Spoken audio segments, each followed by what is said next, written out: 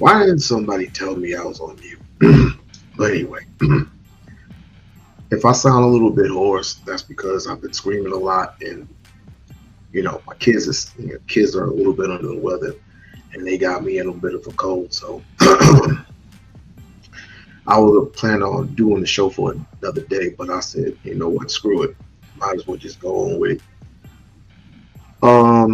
Remember the thing that I told you the other day that Mr. Schultz, Andrew Schultz, was pretty much out of his element when he said that shit what he said about K Dot, aka Kendrick Lamar.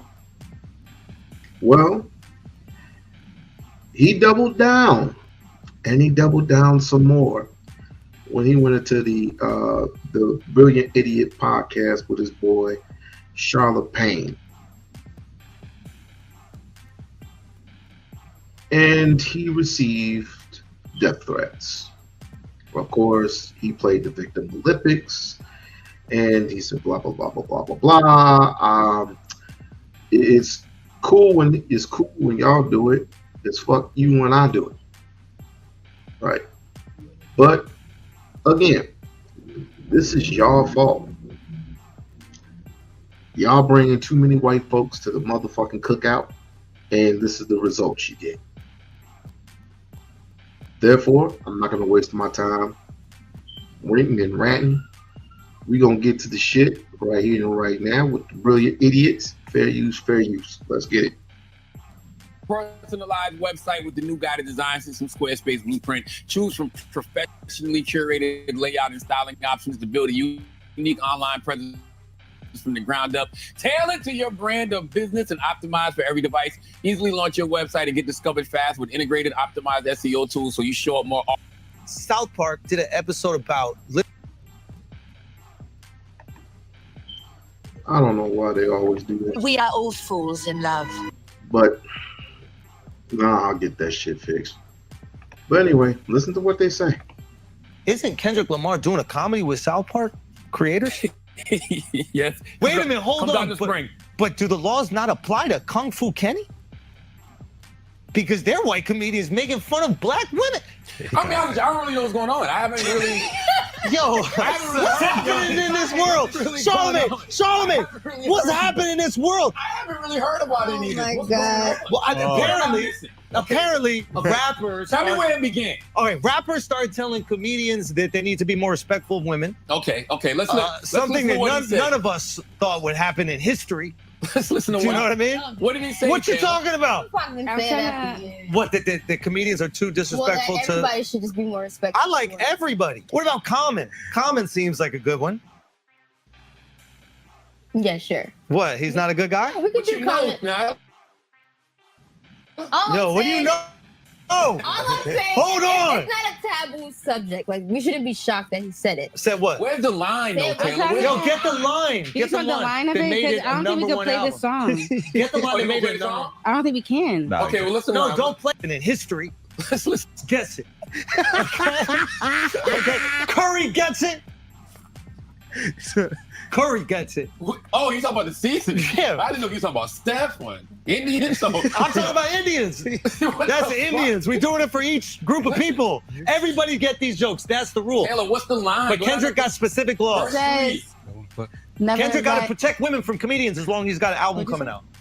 I'm looking for... Listen, Kendrick's got to stand up for you ladies. It's the last verse. This is your result. This is a result of every person that you bring to your cookouts, to your home, to your communities. They feed you feed them a plate. And this goes back to civilization. You feed them a plate, and when they get a taste of your cooking, all of a sudden they think they're a part of your culture just because they listen to Kumo Deep or Fast Forward. They listen to MC Hammer, Fast Forward. They listen to LL Cool J. Fast forward to that. They listen to Bone Thugs and Harmony. Fast forward to that. They listen to E40. Fast forward to that. They listen to Twista. Fast forward to that. They listen to Jay-Z. Fast forward to that. Dr. Dre and Snoop Dogg. Fast forward to that. They feel like they are obligated to say whatever the fuck was on their mind because of the First Amendment. Well. I mean, I'm not an advocate of violence, but in the case of a guy like Andrew Schultz, a guy like Bill Burr, a guy like I'm missing one, Gary Owens, I would not be shocked. I would not be shocked, and everybody had a hand up in this. Everybody had they say. Everybody had they feel. Everybody had their opinions about the culture, and you shouldn't say this and you should say that. Well, and then they'll flip it back on them. They'll flip it back on the people, and they'll say, well, obviously, you need to speak to hip hop artists about what you say in rap lyrics and stuff like that, which is total gaslighting, because guess what? We don't never say nothing about rock artists and how they snort cocaine and how they smack their white mamas and shit. We don't never say nothing about that. We don't never say nothing about techno artists jumping up, and we don't never say nothing about Woodstock. A whole bunch of white folks in Woodstock snorting cocaine, snorting weed, smoking weed, having a good time, right? But as soon as our culture does something, everybody wants to be involved. Everybody named Mama wants to be involved in some shit. The shit that they do, we don't do. Or let me backtrack that statement. The shit that white folks do, somehow we adopted that. Somehow we adopted a little bit of their culture, which is quite disgusting. But then you come over there, like I said, they feel entitled. What does a couple of black women arguing about this and that have to do with this guy? It's all out there now because you let him in. You let a person like Andrew Schultz, you let a person like Gary, I forgot the guy's name. You let a person like Bill Burr in. And now they feel like they're entitled. Listen to some more. As long as he could profit from it. He got to stand up for you, ladies. Stop it. Make it bigger, pause. It says. I don't think that's the last. Can I just tell you the line? I have it memorized. It's right there. He was talking shit about you and you too. Oh shit. I don't know what he's talking about, because I don't know. I've never been around. You say that. Oh, no. Oh, they put you in Yeah, I it just do too. a Genius. video of how many times this nigga has Oh, said, wait a I minute. don't know what's going on. I'm in it. Genius put you on it right here. Hold on. So is that what everybody's talking So about? Rap Yes. Genius says, Did put your name on there. why y'all surprised like I'm not clout? Okay, so click on. If you want a #1 hit, Click you on- talk about me. Listen, If you want your YouTube clips to go wild, you talk about me. Listen, I'm the Tesseract. Click on why people think I'm this the is source. Andrew. I want to hear it because I haven't heard this before. All right, let me hear it. You gotta say the line. Where did this go? Do you want me to say Okay, it? yeah, the line is. I'll say it. Let Andrew say it. Let me say it, but you're giving me permission. This is Right his here. song. You're giving me permission to say the line. No, he's not. No, we're not. It says, don't let no white comedian talk about no black woman. That's law. Now, can I just say something right here? Okay. Technically, grammatically speaking, he's saying, tell white comedians to talk about black women. No, he's not. Grammatically speaking. How do you know that's not about Matt Rife, who just had a face change? That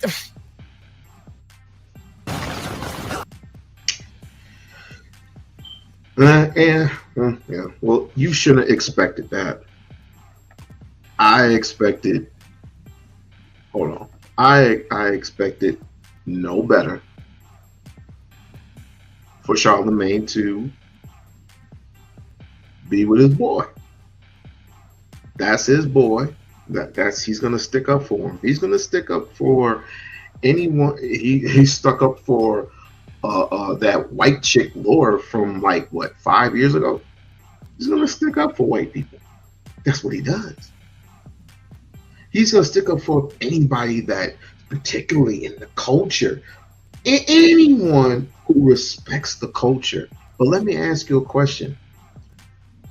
Does Andrew Schultz respect real hip hop? No, he doesn't. Kendrick Lamar is hip hop. Mos Def is hip hop. Again, who's the kick push motherfucker? I have him in my brain. I can't even think of his name. I'll think of his name in a minute. But needless to say, he does not respect hip hop. And there's a real distinct difference between hip hop and rap music, in my opinion. The shit that's going on today with all the sexy reds and the sexy reds and the gorillas, that's just rap music to me. It's not hip hop, in my opinion. You can try to argue me down, but I can give you a whole history lesson of hip hop, a whole fucking history lesson. But anyway, let's continue. Oh, I saw it. He had a face transplant. Stop and he said it. it was because he said it's not a face transplant. He just hit puberty lick or some shit like that. Really? I literally just saw this, but I'm not making this up. Listen, I hope it is. How is we know it's not Gary on? Gary said it's him. Listen, I hope it's about both of them. I hope it's about both of them. That's what I. He always looked like that, Ellen though. J. Paul. That's who that is. Who is Matt Frank? Now, right? What'd you do to Charlemagne, man? Yeah. What'd you do to Charlemagne? What the hell? That's what it said. What did you do to Charlemagne? That's what TMZ said the headline. Matt Rife, surgery. I just hit but calling him Ellen to Jake Paul is crazy. He don't look like Ellen That's to Jake one of the Paul most mixed. insane things I've ever seen anybody call anybody. He looks like Ellen Jenner. I don't want black radio hosts It look like talking he about just white got cheap comedians, yo. implants, that's all. Black radio hosts cannot talk about white comedians. Man, yo! Why is he? Man, yo! I'm sick and tired of it. Taylor, you and I don't need to be fraternizing with these people that aren't making songs no go #1 constantly. Giving people #1 album. I don't even ask for a check. I don't ask for nothing. Teach me some C steps. Can we play the clip? Because I've never heard this before. That's all I want to learn is some C steps. Yeah, hold on. What's the clip? why the hell is he crashing out? Based on what he's not, or possibly what he's not getting, the song wasn't even necessarily about him. Kendrick Lamar didn't even mention a name. He didn't even mention a name. He didn't mention Gary Owen, Bill Burr. He didn't mention anyone. But it was the intention of all white comedians, right?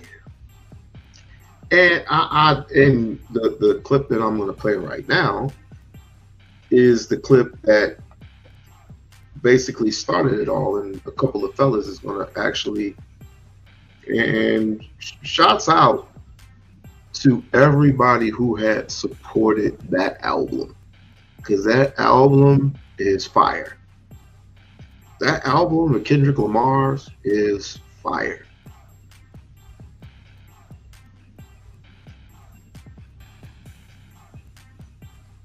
But as I stated before, it's going to be a shit show, because you already got people shooting death threats at this dude. People saying, come to California. You're going to have to come to California sometime and do your little comedy skit, because I'm going to get at you and your family. This is what has been said. Know the consequences and repercussions of your actions. And this is what I said to white folks, like so many streams ago, I forgot. I said, you have the right to say whatever is on your mind. You have the absolute First Amendment right to say whatever was on your mind. Donald Trump is going to sign an executive order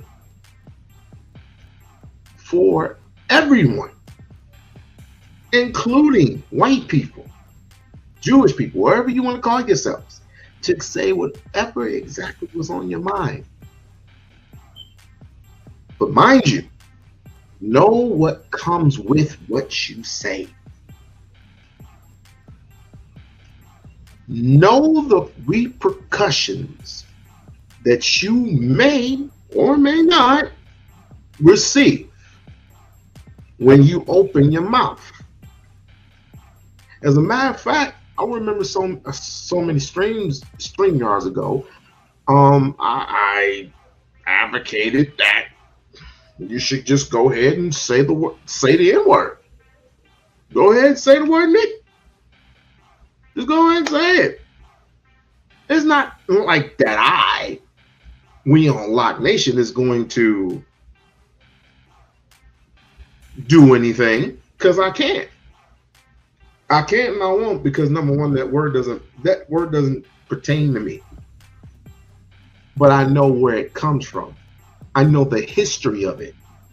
I know what the blood, sweat, and tears of my ancestors, what they had to go, what they had to fight through, liberation and social justice, and all this other type of shit.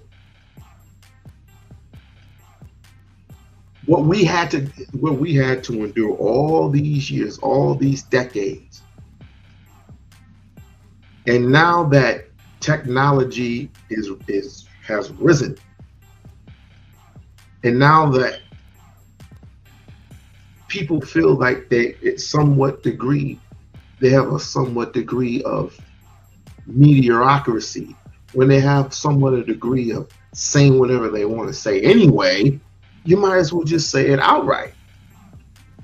But do not be surprised when you get a knock on the door, or you get somebody that will eventually come and see you, because this is a small world. The more immigrants they let in, the more people they let into the United States of America, the more smaller this world is going to be. And by God, niggas will see you. Just like, give an example, when Roly-Poly Martin said that all these particular kids, these kids on the internet that he was fighting with on X, say that they don't know nothing. They're a bunch of idiots. They're a bunch of this and a bunch of that. They don't know nothing. They need to vote this way. They need to vote that way. Blah, blah, blah, blah, blah. He was talking to a young man. What did that young man do? He went and saw the man face to face and said, "What's up?" Talking shit. This is going to be the exact same result for Andrew Schultz. And no gun violence. No gun violence. I don't advocate for gun violence. I really don't. But this dude really seriously needs an ass whooping. He does. And again, I hope Negroes have learned their lesson on who not to bring to their dinner table. Now let's get into the next clip. We're gonna still continue with the Kendrick Lamar shit, but I want to give a shout out to, what is this? the Viral Way podcast. Oh, my man Brandon's on the Viral Way podcast. Shout out to Brandon. They had a podcast. They came on to, I don't even know what his podcast is called, Brilliant Idiots, I think, something like that. That might be with Charlamagne, but they came on a podcast and he started making jokes towards them about black women. It wasn't any black women in specific, but it was just black women in general. So the reason I brought this back up, because we already spoke on this. Right. He responded to Kendrick by saying, you know, I'm not gangster. His guys F me up, whatever the case. But me and him, you put us in the cell and I'm having sex with him. And either he's going to either decide if he likes it or not, but I'm going to have my way with him. So everybody laughing, blase, blah. Like, wait a minute, nigga.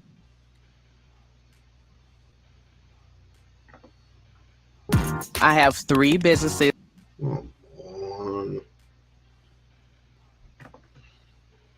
Like you saying you gonna buck break a black man. See, y'all don't listen to the undertones. It's a lot of truth in comedy. You could try to run that comedian shit. Oh, I'm being edgy. No, nigga. We have a history of the strong black men who are deemed as leaders of the culture and the community being buck broken in front of the community to destroy any type of hope that we had in him. I think so. They take the biggest slave. They would fuck him literally in his ass, in front of his kids, in front of his wife, until that nigga is crying and he's no more. Like, he's not even a man at that point. So to use that as a reference to a response of him just saying, hey, put some respect on our black women if you're not black, to me is like, whoa, wait a minute, bro. You crossing too many lines and you a little too comfortable. Well, I think one of the things that, and I'm sure Andrew shows, for one, that's how white dudes joke like that, right? Like, that's something that, and how they joke. I also think that exactly what you said, I think he understands, or he knows to a certain degree, one thing that black men don't fuck around with is sexuality. So I feel like that's why he pointed at that. Have you ever, and this is to the older class, if you look up George Carlin, out of all the comedic tapes, all the cassette tapes, all the VCR tapes, CDs, DVDs that I have ever listened to of George Carlin, who died at 77 over 5-6 years ago, has he ever been sexual? Has he ever said anything sexual towards black men throughout his tenure? No, he has not. He might joke about a couple things here and there about black people, but nothing as derogatory or nothing out of bounds when it came to challenging a black man's manhood. He has never done that. Nor has Sam Kinison, nor has Andrew Dice Clay. I can name a whole list of white comedic artists throughout the years. Jim Kelly has never, ever done anything stupid like that.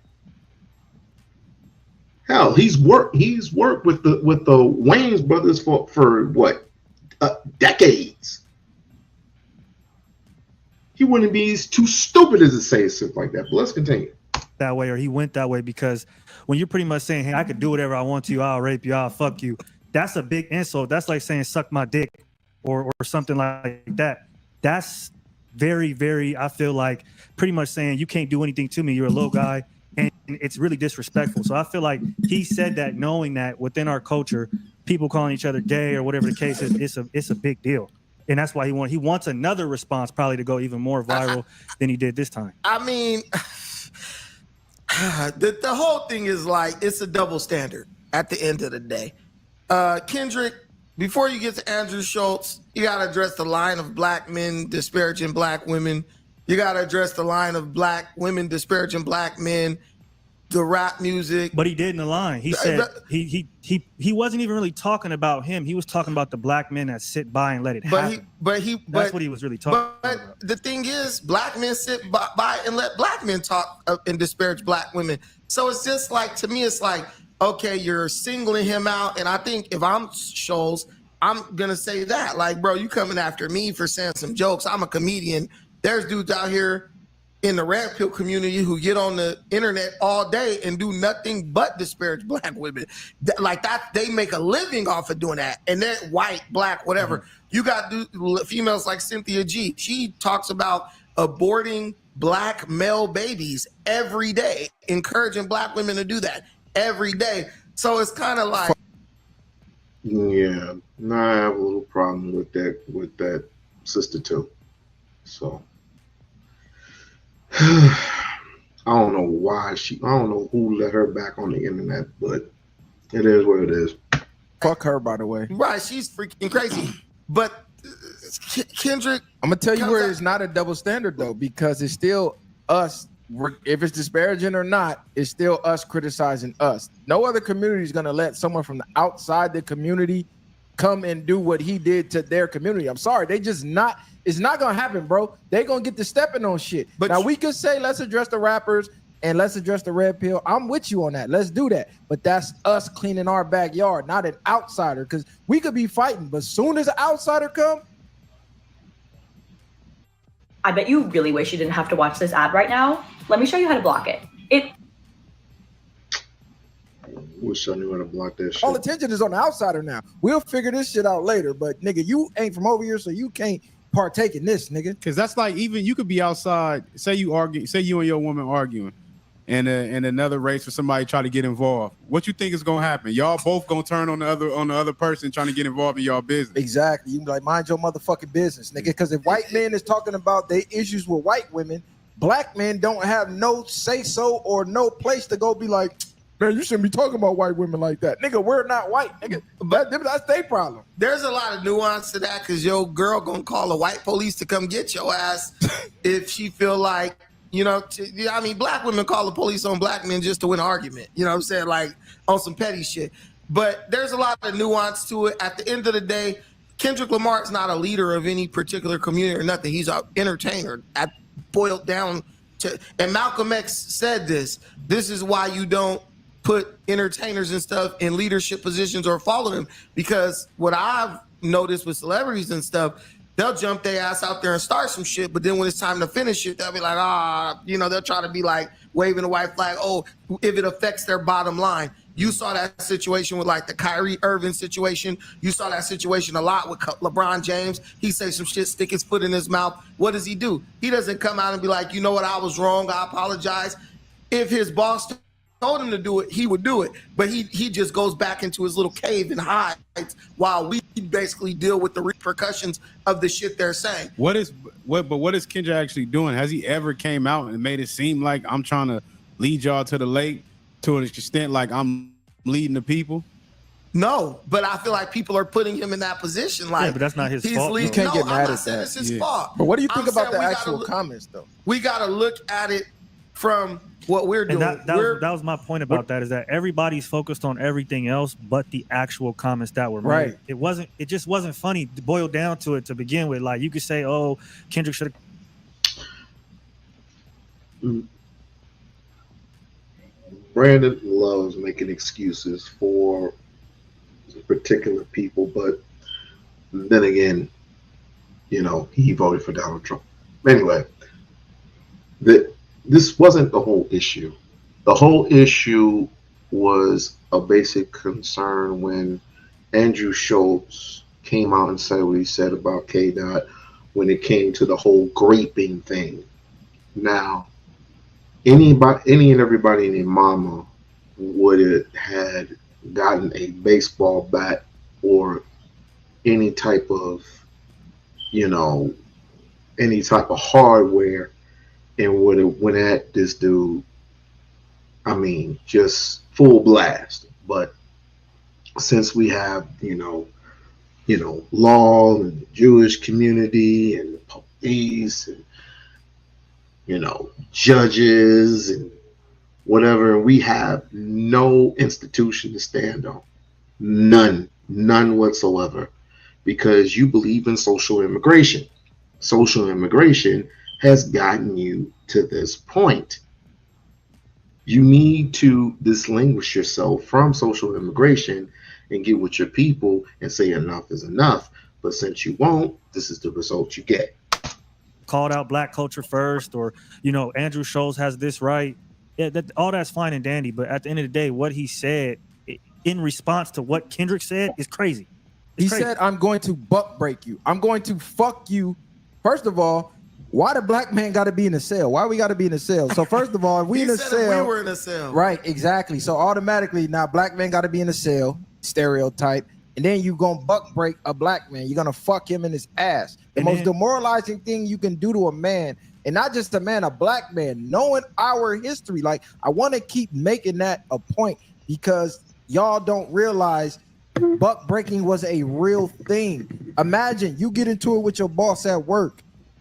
He fucks you in front of your wife and children.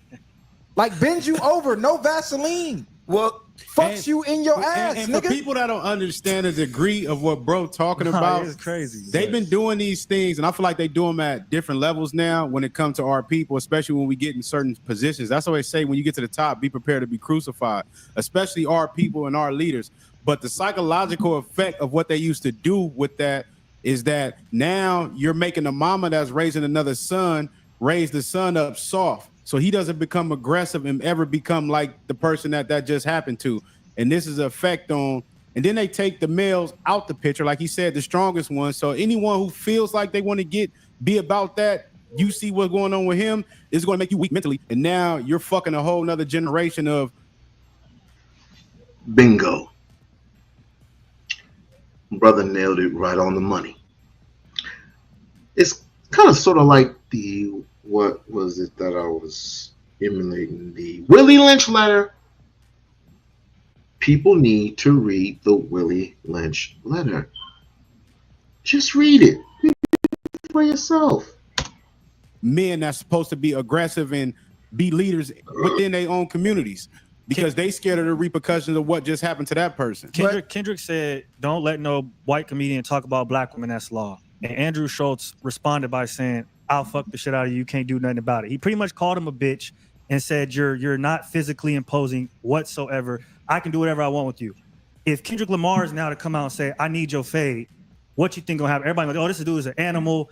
Look how he was responding. You too old to be doing this and that." So I feel like even if Kendrick Lamar is to respond, he's going to get shit for that. And that just shows the double standards in the cultures, because Andrew Schultz can respond aggressively, because that's aggressive way to respond. Passively aggressive at that. On TV.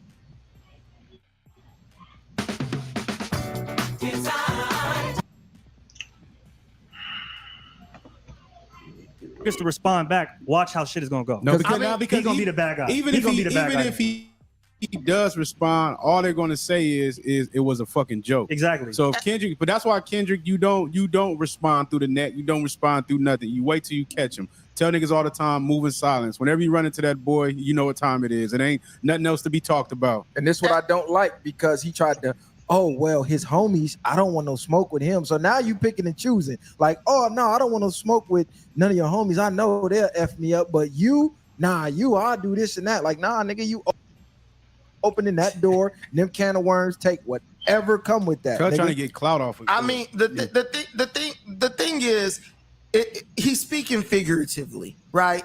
Kali, you picked up on exactly what he was saying. You can try to dissect the shit down to make it more than what it was. He's basically saying, nigga, I'm not scared of you and I'm not worried about you. Individually, you won't do shit. And that's a fact. Kendrick Lamar ain't beating nobody else. You know that for a fact? You don't know if I put money on Kendrick. How you know Schultz ever called Faze? I'm pretty sure Kendrick called more Faze than Cuz ever did in his life. I'm putting more money on Kendrick, who grew up in Compton with the West Side Power Rules, over and I wouldn't underestimate Shorty. I would not underestimate Shorty.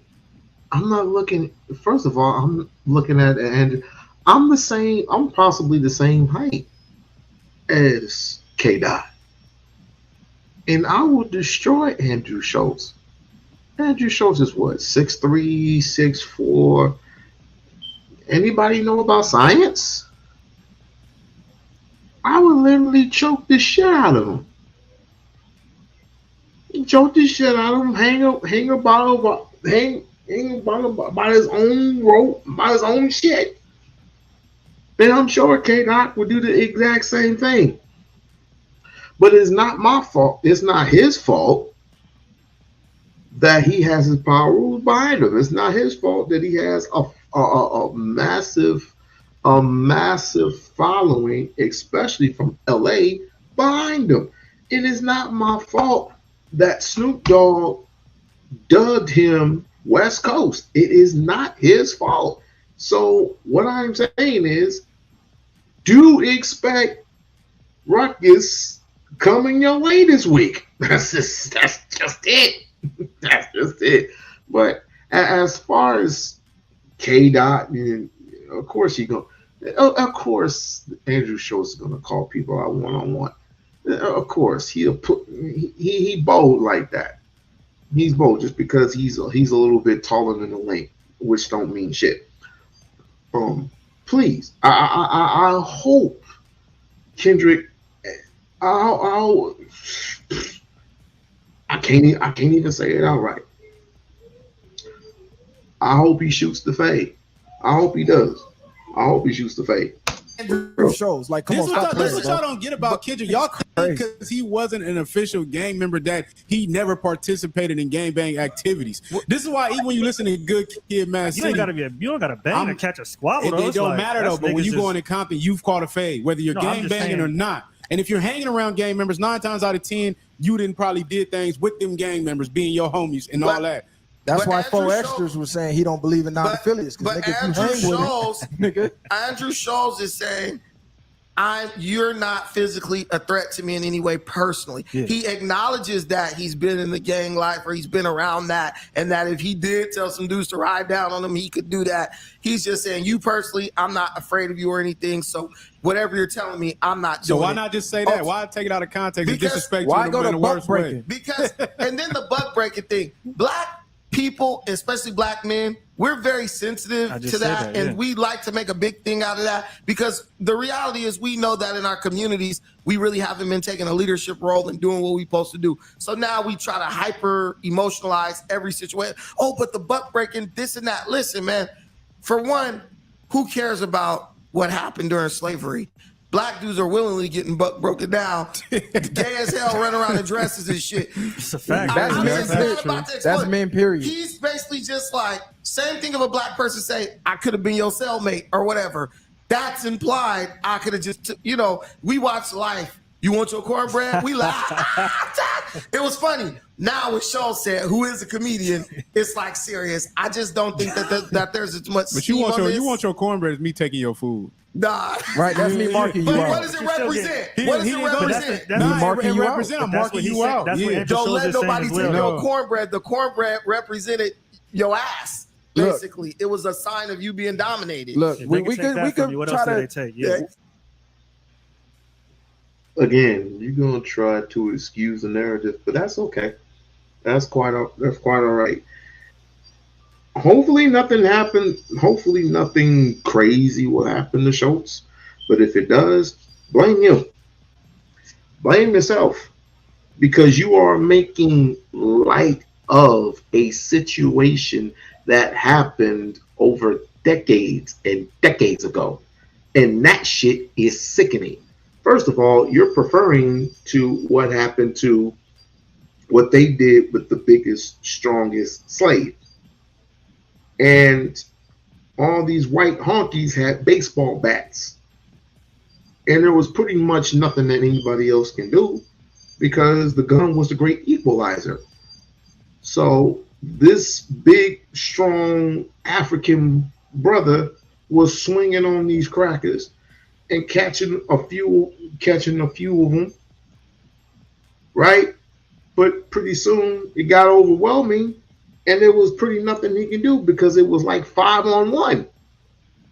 And they took him while he was bloody and beaten. They took him, tied him up on all fronts, ankles, and wrists onto 4 horses going on the opposite directions. And when they smacked the horses went full stride in different directions, tearing that man apart. Guts and shit just flying everywhere and hitting the women and the children. And the white man standing there talking about, I am your leader. I am your leader. I am your God. We still make light of that to this very day. It's a damn shame.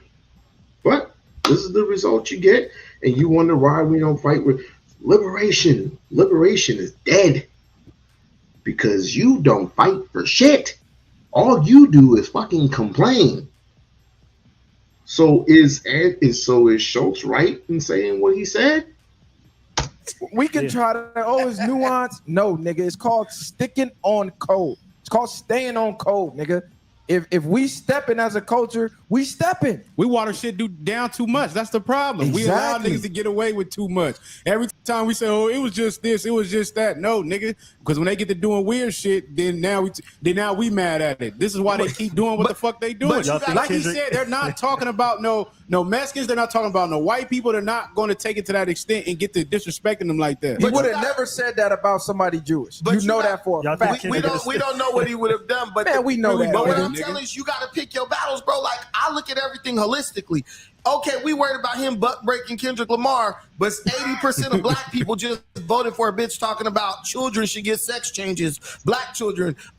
We should let these people in the bathroom with our daughters and stuff. 80% of black people supported that. We speak on all of this. We stepping on all that though. But what I'm telling you is, it's very hard to identify the code among blacks when it's all over the place. 80% of us are down with degenerate stuff like that. We're not Probably down. would love Our code, we're not down with that. Right. So we don't have to move in that sense. We move and you be the change you want to see. You don't have to go, well, the rest of 80% is getting butt broken or whatever, and now I got to do it. No, nigga, we're going the opposite way.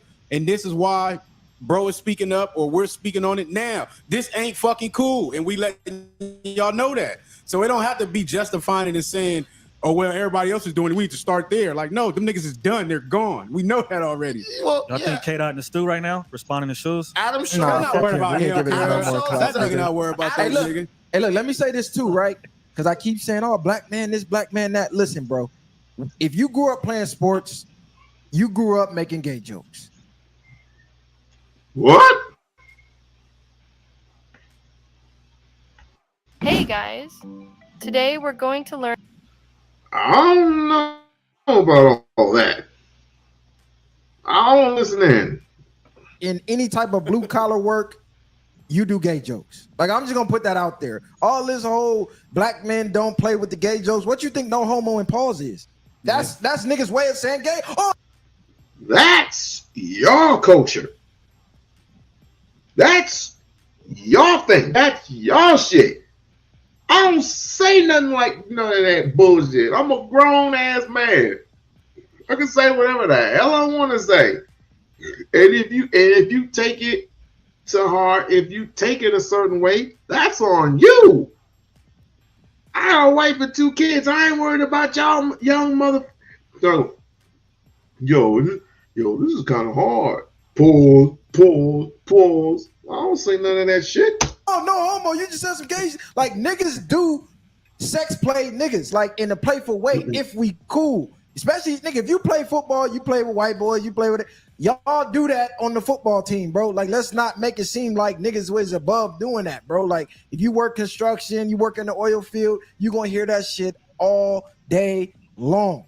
But it's a difference when you cool. We on the football team. We on the same crew, working these night shifts and working these, and some random comedian on TV talking about, fuck you. That's crazy. In front of other black men who had nothing to say. Just keep killing.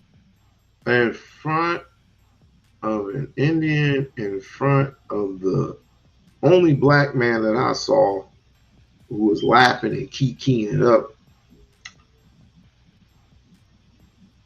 This is a damn shame, man. This is a that damn shame. I don't even know what else to say about all this shit. It's a damn shame. This is our fault. This is our fault. We know what the results of. We knew, and we were warned about the results of us taking these outsiders, whoever they are, Black, Latina, whoever the fuck, whoever don't affiliate themselves, whoever doesn't affiliate themselves as being African, whoever is not African, whoever is not African American, whoever who is not Black American, whoever is not Jamaican, Haitian, whoever is not, it doesn't have, doesn't recognize the Africanity. If you don't recognize your Africanity, you don't need to be around us. But we want everybody named Mama. We want to have sexual relations with everybody named Mama to make it a more broader, more colorful society. Fuck all that. And ha because you niggas, it's even worse. You sitting there kikiing ha when you should have been, hey homie, but check this out, bro. Nah, you tripping. Charlemagne, we waiting on your response, nigga, because you be kikiing ha with cuz y'all got y'all little show. We need to see you checking some temperatures. You ain't gonna check no goddamn temperature. You ain't gonna check no motherfucking temperature. You wasting your time if you want to do that shit. Let's see what Rory and them got to say. Hopefully it'll be a different atmosphere, but I doubt it. But let's hear it. Fair use. Get it. So Brilliant Idiot is just gay because why homie want Kendrick? I don't think he said he wants to sleep with Kendrick. That's more so of a disrespect. Me and I could whoop your. I could literally mop the floor with you. Have you ever said you wanted to fuck somebody that you knew who you could be? Have you ever said that? Mike Tyson used to be a Tyson tactic. Yeah. So you love me, and fill in. I believe him. The other. It was quite funny. It was quite funny when Tyson said it. me and a friend of mine, we rewinded that tape forwards and backwards. Oh, you scared of a real? I'll fuck you till you love me, you. I don't know who he was talking. Yeah, I'll you and you in front of all your friends. I'm like, stay the fuck away from me.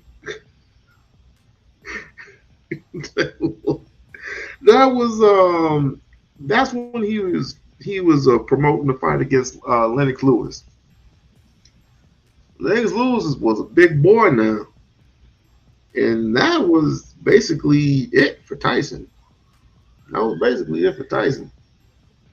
But ever since then, he was trying to get back into full shape in his return, and he's won a couple of amateur fights. That whole Jake Paul shit, that was fake. That was so fucking fake. But anyway, that was hard too. He meant that shit. I believe Mike when he said that. I was like, you know what? He's not lying. Maybe Schultz. And if he did it, it wouldn't even be like an erotic thing. Yeah, no. It would be a violent. Like somebody stop this. Like, there would be nothing gay about it. It would just be from that face. Oh, hold up. I understand everything he said. I understand where he was coming from. I think that people are just mad that it came from that face. Do you want to play college soccer? Then listen up. I'm Tom Shortland, the head coach at IMG Academy. The first step is to create. Understand it. It don't matter what face it came from. Just bugging. Yeah. And if he did it, it wouldn't even be like an erotic thing. Yeah, no. It would be a violent. Like somebody stop this. Like, there would be nothing gay about it. It would just be. It'd be horrific. Yeah, somebody man. I'll f you till you love me. Yeah. And then use the F word after. Yeah, love it, man. All right, so I guess we get into the Schultz thing. Let me just say this. These are two weirdos. Like, no wonder Joe fired y'all asses. I think Andrew Schultz, I understand everything he said. I understand where he was coming from. I think that people are just mad that it came from that face. What? I think if it was a brown, more melanated face, people would be inclined to agree. But a brown or melanated face wouldn't say that. I mean, Charlamagne said he would suck if he lost a bet, so it's kind of the I don't see how those two things correlate. Well, Schultz said he would make love to a man. He was more gentle about it. He's like, I can make love to you if I wanted to. Okay, but are you on the side of only I'm allowed to talk about the problems in my house? Outsiders are not. No. That's wild. Okay. This is wild. Because the problems in your house can affect me too. Like if I'm a teacher. You think Schultz was affected? No, I'm just saying if the problems in your house can affect me as well. That's the thing that I think, because you go out into the real world, right? So now if you're having problems, you having a bad day and we work together and you come into the workspace with that energy, that directly affects me because it of certainly what's going happened. on. Exactly. So yeah, it affects. Yeah, absolutely. Not saying that I can tell you how to fix the problems in your house. That's maybe not my place, but to say that the problems in your house don't. Mr. Moore, if somebody walk up to you and say the same thing Andrew Schultz said to Kendrick Lamar, what would you do? That's what I would like to know. What would you do? Absolutely nothing. And I'm with my man right here. He would have done absolutely nothing.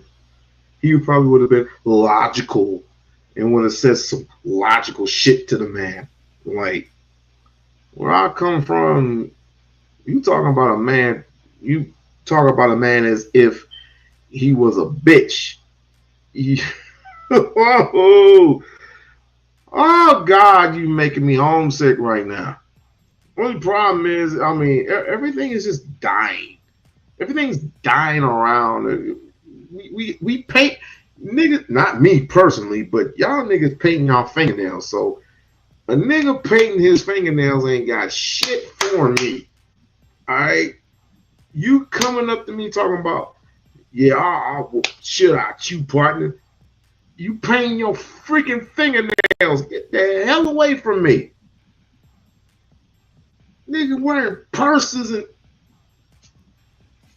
What would you say? Are you going to say, I understand where you're coming from? Is that what you're going to say? Or you going to snap? Y'all let me know what y'all think Maul would say if somebody came to him and approached him and said the same thing Andrew Schultz. I'm trying to tell you, he wouldn't say anything. These niggas is soft today. Weak. These motherfuckers is weak. Because they got their little podcasts and shit. They got their little podcasts and they got their little expensive little microphone and woo. As soon as a white man comes and say, man, and suck this, you'll be like, oh yes, master. Oh yes, master. That motherfucker ain't gonna do shit. Said to Kendrick Lamar. Don't affect other people, I think is a bit of a stretch. I mean, all right, I'm on the side of not really giving a what Schultz has to say about hip hop to begin with, and that's not a shot.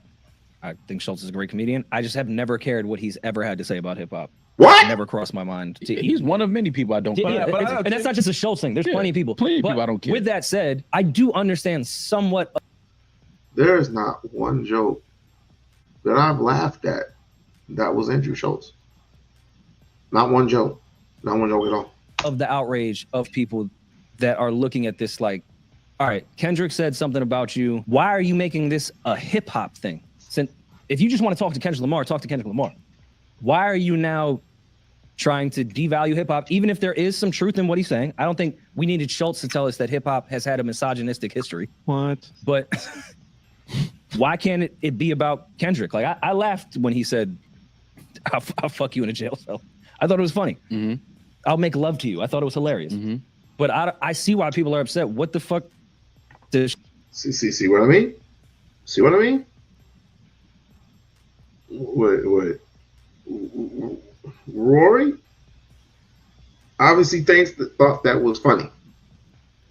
To white people, everything is funny. Every freaking thing is funny.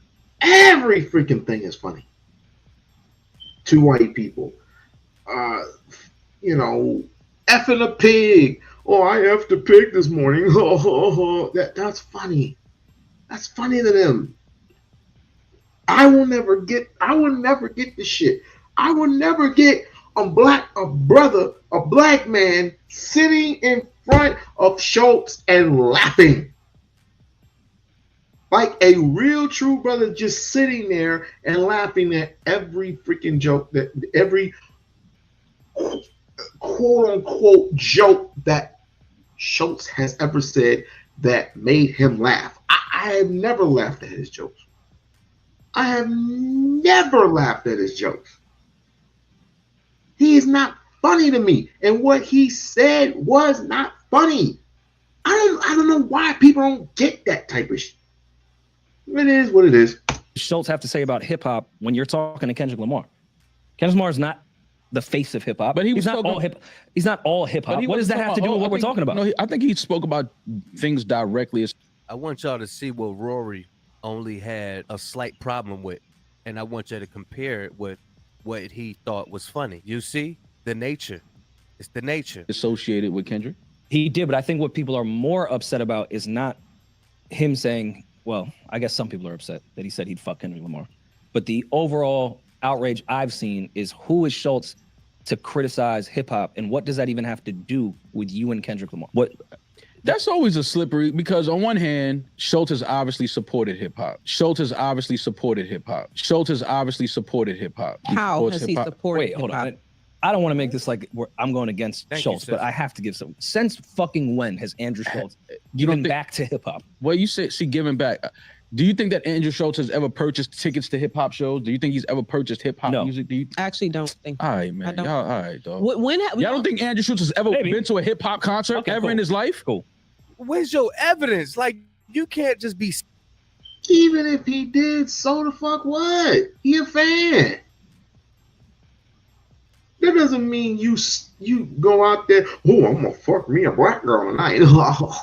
Oh my God, this is called Jolly Wally. I'm gonna have sex with a black woman tonight. Yeah.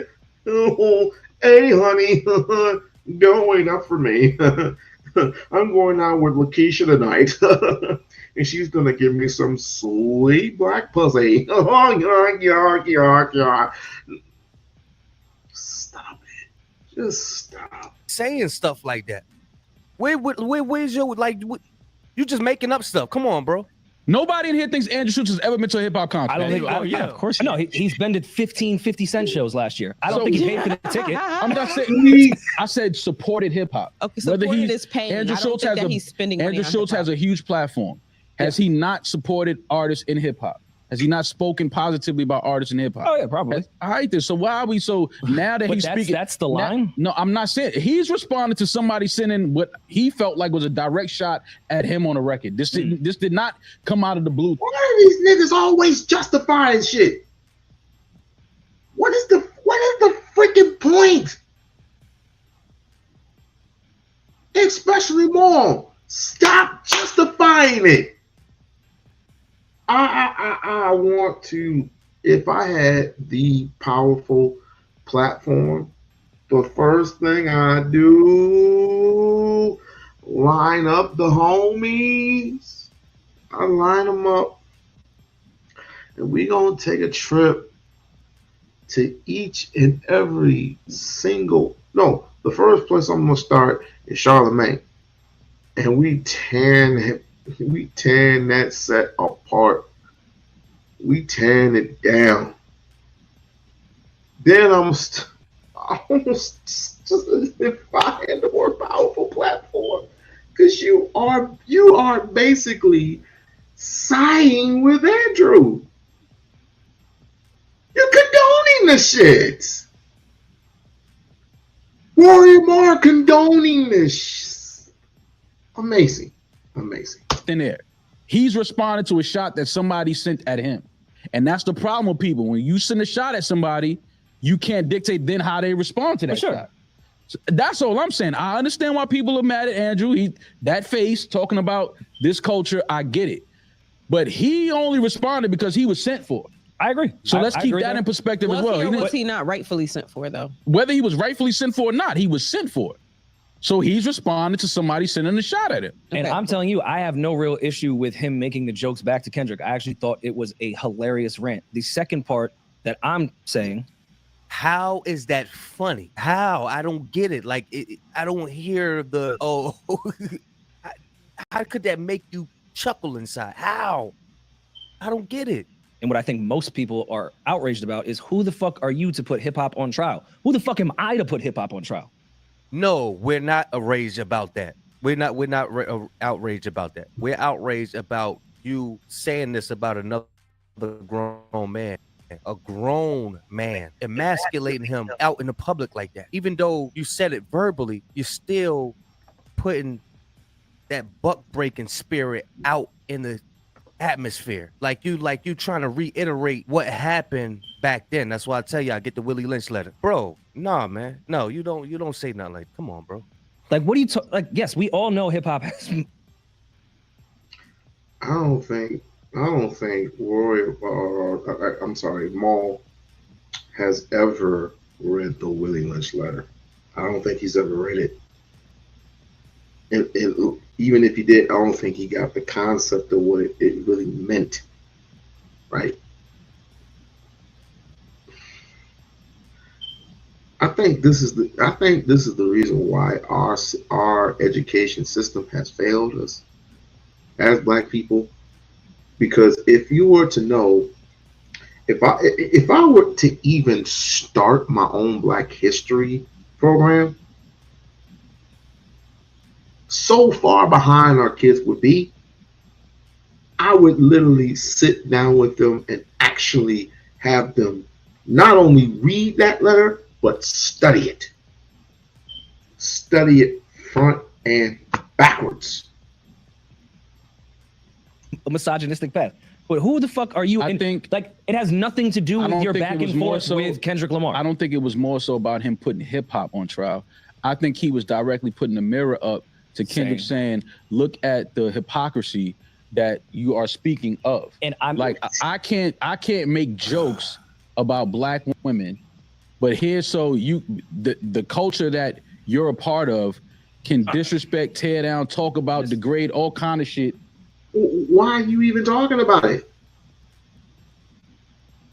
Why are white people even talking? Hey, Bridge, I haven't seen you in a while. You been?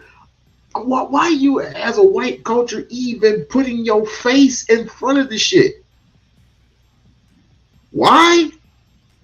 Because Black folks have let white people into their spaces, into their homes, in their backyards. Hey, has a turkey burger on me. Hey, have a hot dog on me. It's 100% beef. Yeah, have a corn. I got these sausages came from Atlanta. These spicy sausages. I was like, oh, don't mind if I do, bro. You're letting them in.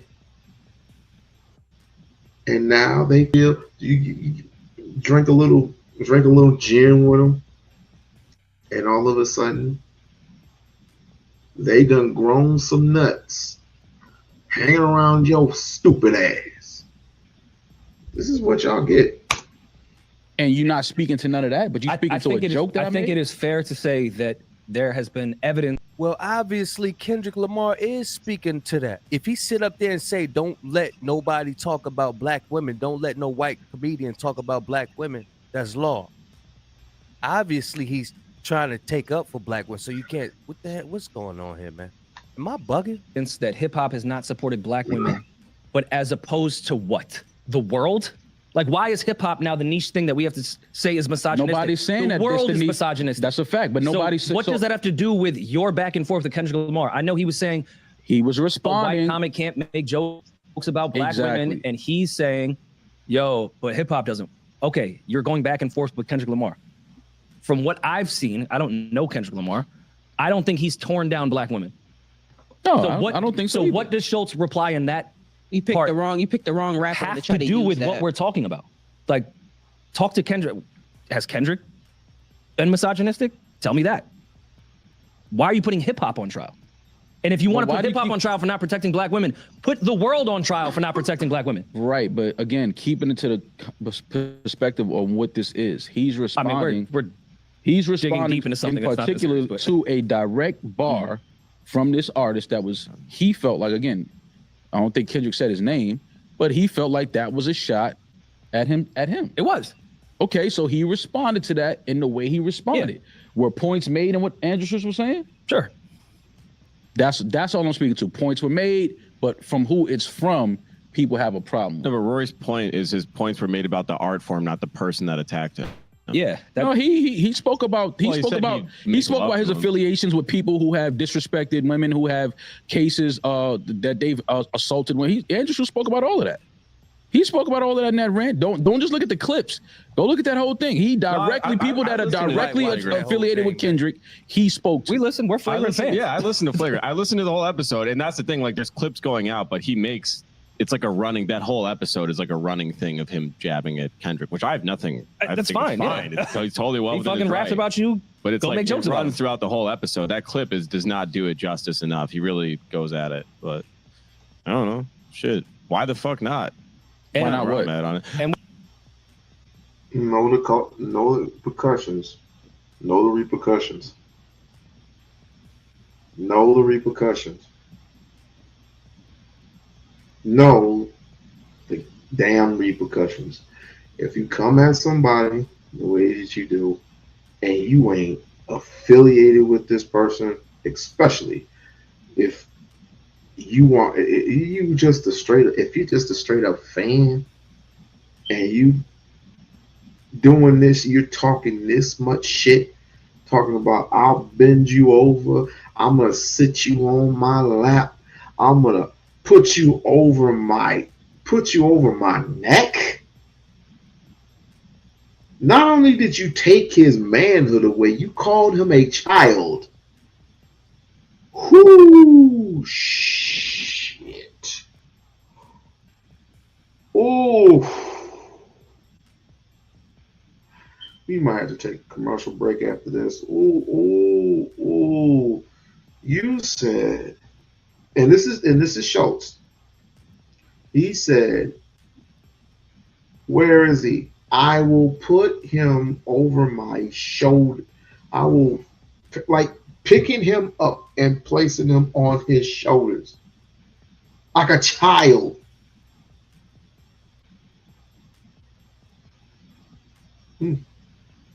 Sharp out. We're also like micro analyzing a comedy rant. So like we're taking it a little too far, but I understand the outrage. Like I get why people are looking at him like, who the fuck are you to even bring up hip hop and its faults? That's all. If you want to bring up Kendrick Lamar's faults, that's fair because you guys have a back and forth. Like you said, Kendrick said something about him. He's allowed to reply any fucking way he wants. But what does hip hop have to do with this now? So, all right. So on one hand, so Andrew Schultz can't speak on hip hop because he's a white man. I never said that. No, Rory's sitting right. Why y'all trying to switch the goal? Why y'all trying to move the goalpost? I don't even know why. Oh, sorry. The problem is he tried to emasculate the man and saying something egregious. I will F you. You would have, if we were in the yard, one-on-one, I will F you, and you will have no choice but to raise your legs up, quote unquote, and figure out what position I want to F you in. These are his words.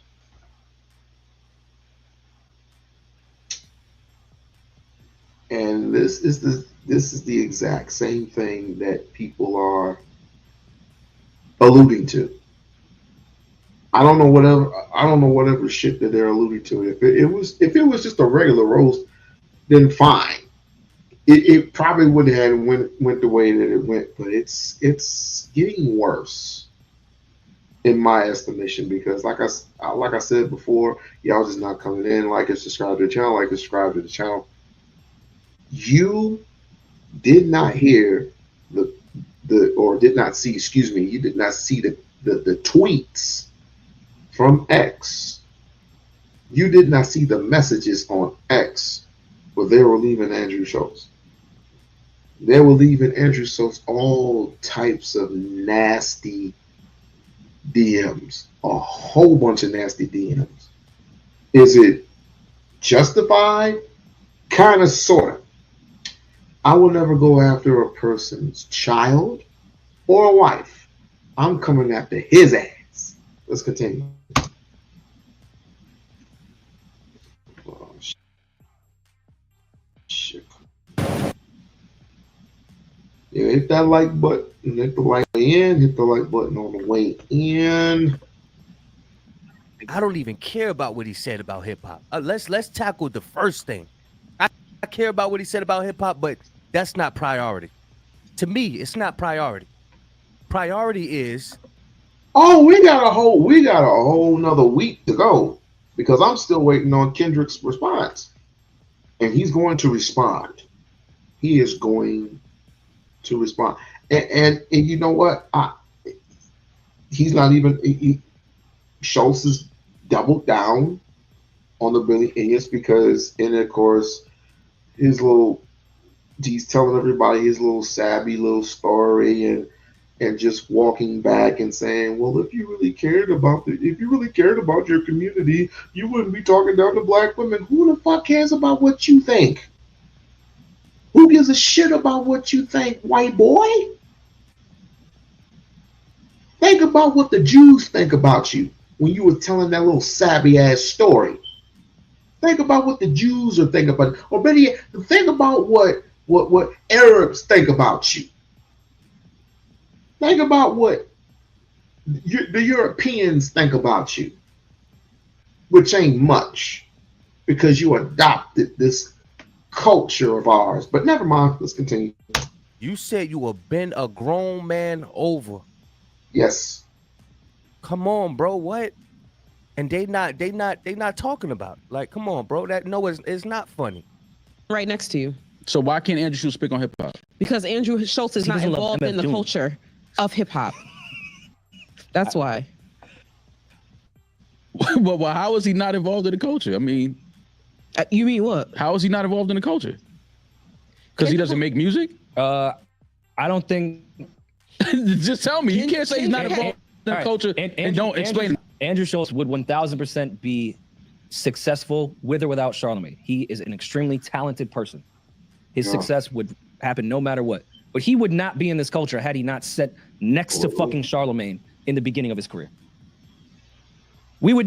Schultz would have nothing to do with anything hip hop related if he was not sitting next to Charlemagne the God. Yeah, but that's not fair because that's his life. That's what happened. No, I know.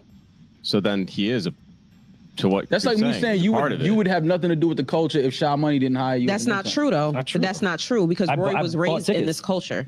Like Rory. To your point, I bought mad tickets. But that's the difference. Like when people bring up white people in hip hop, right? And I'm all for gatekeeping culture. If you know Rory, you know Rory's story. Rory has been addicted to hip hop since he was a kid. And you don't think Andrew Schultz has been? No. How do you know that? Maul got to go, bro. Maul got to go, bro. Maul got to go, bro. Maul got to go. I can never argue with something. I don't like arguing, period. But going back and forth with a Maul, there's no way, bro. There's no way. I either had to walk away or I don't know. When has he ever shared that? When has he ever shared his history? He does that often on the show, and he grew up in New York City. Grew up here. Everybody who grew up in New York City does not. New York City is not hip hop. Listen to the show, like he does. There's people in the Midwest. You can't just say that. Yeah, I'm not. I don't know Andrew Schultz's origins. Neither do I. I don't want to. I think, but that's the thing. Like, but I can make an assumption. They say often on the show. We both can, but I'm not. Everyone on that show. You even agree with me, Demaris. No, I'm just saying I'm not going to sit there and say he's not a part of the culture. I don't know his background. I don't know. He might have been fucking BMX riding, tagging, graffiti tagging. That's Adam 22. I know Adam was doing, but I'm saying Schultz might have been a part of that as well. I'm saying I can't speak to that. Or Schultz is more involved in our culture. I don't know what Schultz has done. I can't speak to that. So I can't say he hasn't, because there's something to come out tomorrow where he was doing all kind of shit in the early 90s that I had no idea about, a part of the culture, and then I'll look like I got egg on my face. So I can't speak to that. You didn't know Schultz was a B-boy?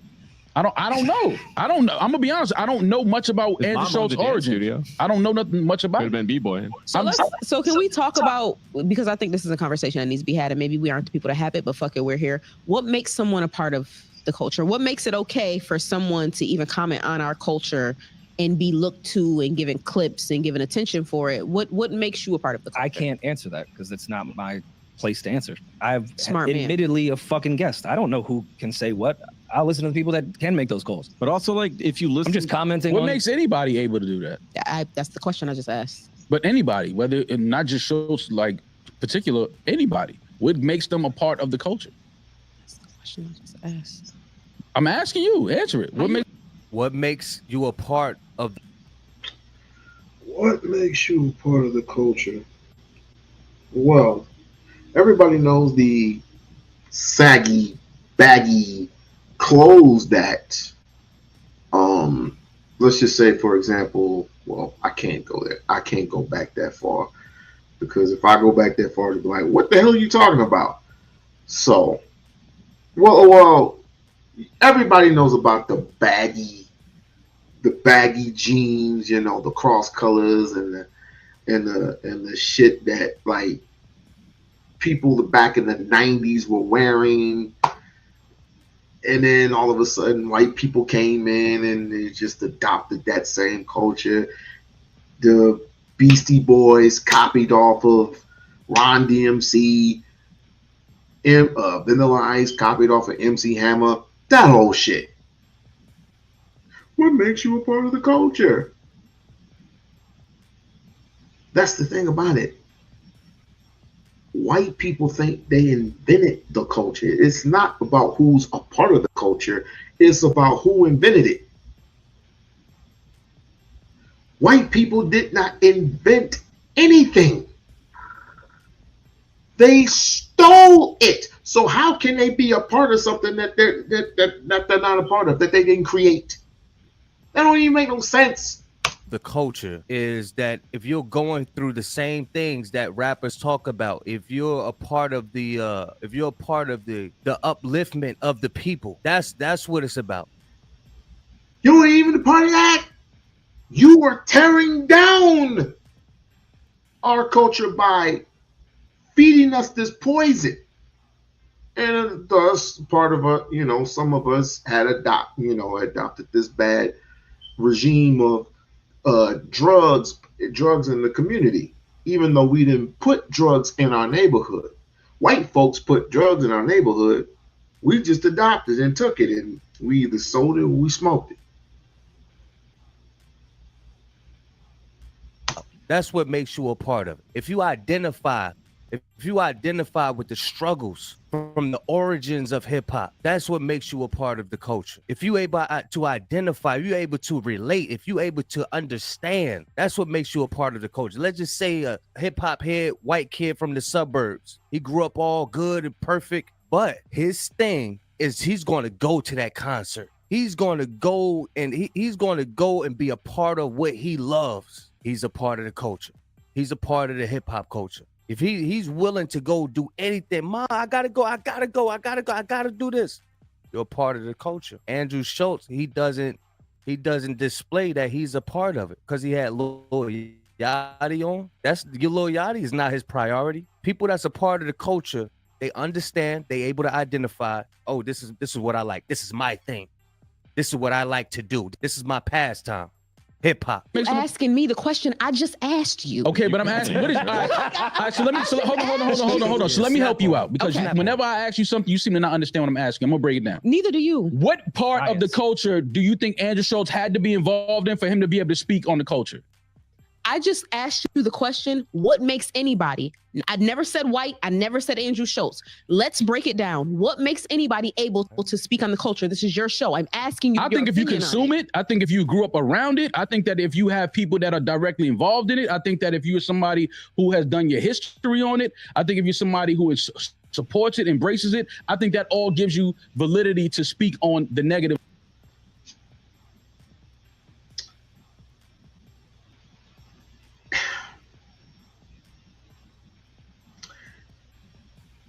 That's a very broad way of putting it, because anybody can adopt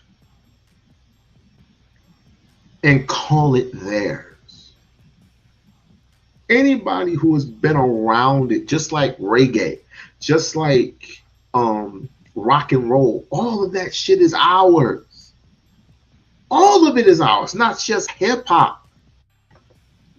But if you're the person that created it, lived, breathed, smelled, shitted it, all these freaking centuries, all of these centuries, and you let another group of people adopt this shit, that's a very, to me, it's a very broad question.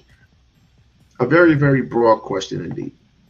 That come along. If you supported it and consumed it and helped forward it in some form of fashion. So if you never seen Andrew Schultz do none of that, why would you say that he's a part of? Now he's explaining how a person is in the culture. If you never seen Andrew Schultz do any of that, how could you sit up there and say that he's a part of it? Exactly. Fashion, I think that gives you validity to speak on it. So now, what do you think Andrew Schultz would have to do for him to speak on the culture? Well, you just named everything that you believe. So do you believe that he's done that? I believe in ways he supported hip hop culture. Absolutely. See, bullshit. Okay, and you mean by like buying a tape, buying a ticket? This isn't me trying to argue with you. I'm genuinely asking. However he's consumed it, however he supported it, however he's trying to help further it, I think that he can then speak on the negatives that are also in the culture. As long as he's not tearing down and trying to pull the culture.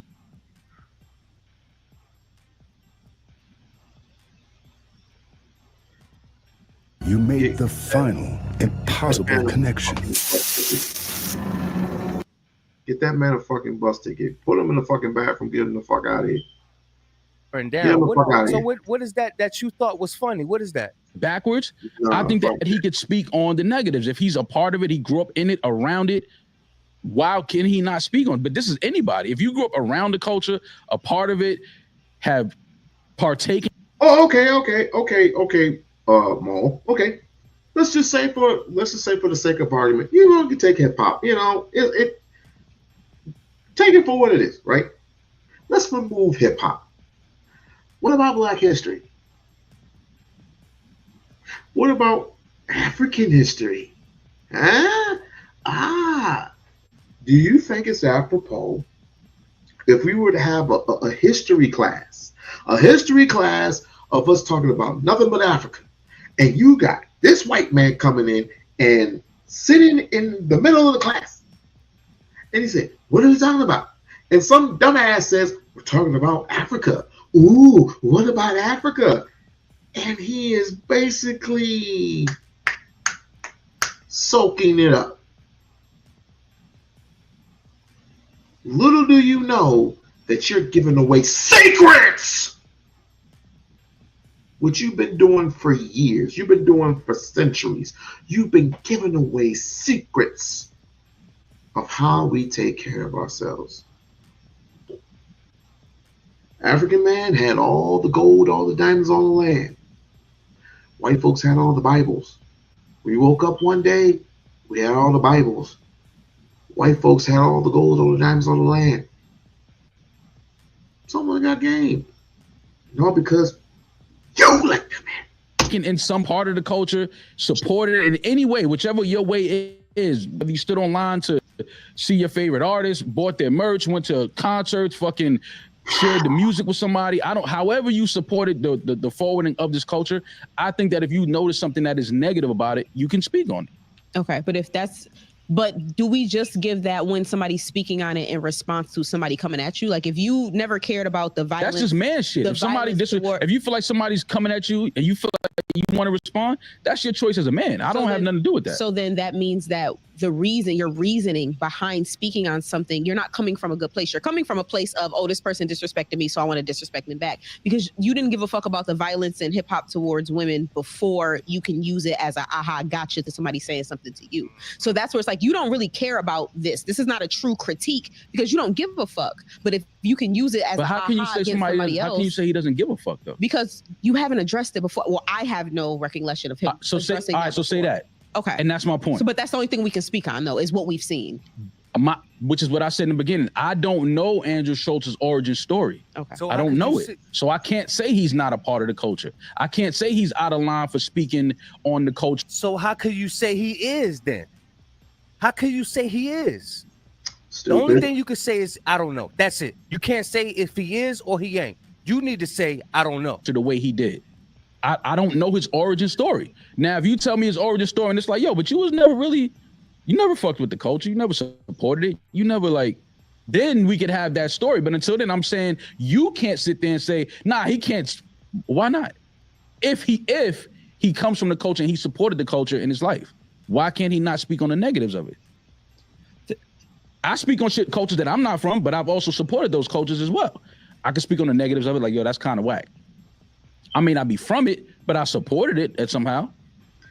There's a distinct difference between our culture, which we rarely study, to everybody else's culture that we so emphatically, or not emphatically, what was the word? We just also happen to enjoy. We can go to India to get your hair, which kind of like it's, scrubbed off the scalp, and you basically putting it on your own head, which is quite disgusting. But anyway, then you go to the Chinese market, get yourself something to eat. This is y'all lame. This is some lame ass shit. Okay. It's the same shit all the way around, and I think that instead of us putting this divisive racial energy into everything somebody responds to, it's like, yo, but have the conversation like, yo, Schultz, but yo, where you from? Like, tell us your story if you don't know, because some people know Schultz better than I do, and they're probably thinking that it's like, yo, y'all bugging. He used to do this, he did that, we might be dead wrong. So that's what I'm saying. Me personally, I don't know, but if you're somebody that's from the culture and you supported it, you can absolutely speak to the negatives of the culture. 100%. Why not? Yeah. We all do it. We all speak on cultures we not from and the negatives of it. That's fucked up. That's fucked up. Yo, they was foul for that.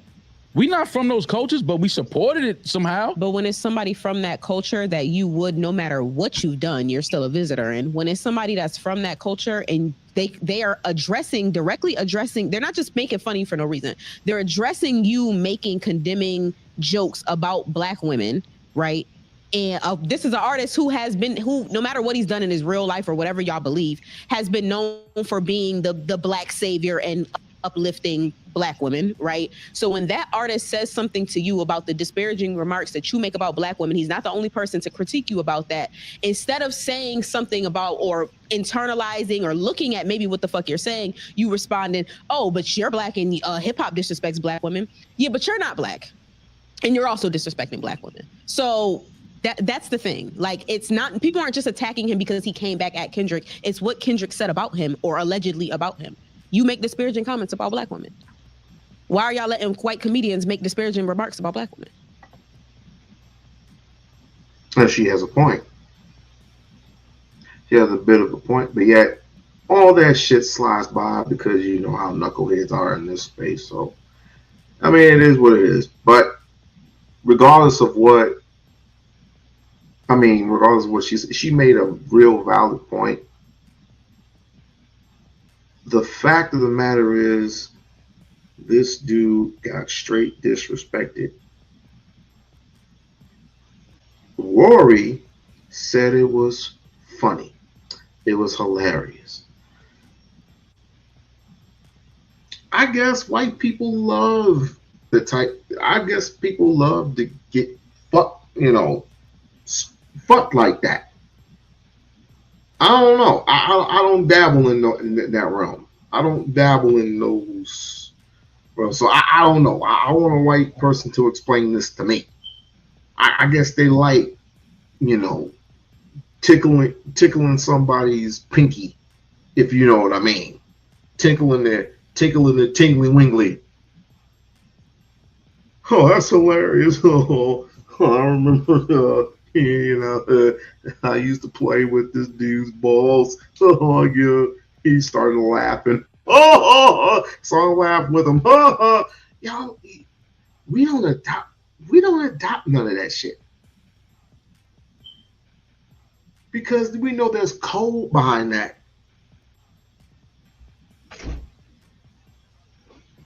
Instead of him shutting up, because he knows he does that, and just be like, hey, I do make these remarks, I'm gonna shut the fuck up. You come back and be like, oh, but hip hop. Yeah. I thought it was a great combo, by the way. I was enjoying being a fly on the wall. It was like a really big fly. House fly. I'm just loud. Horse fly.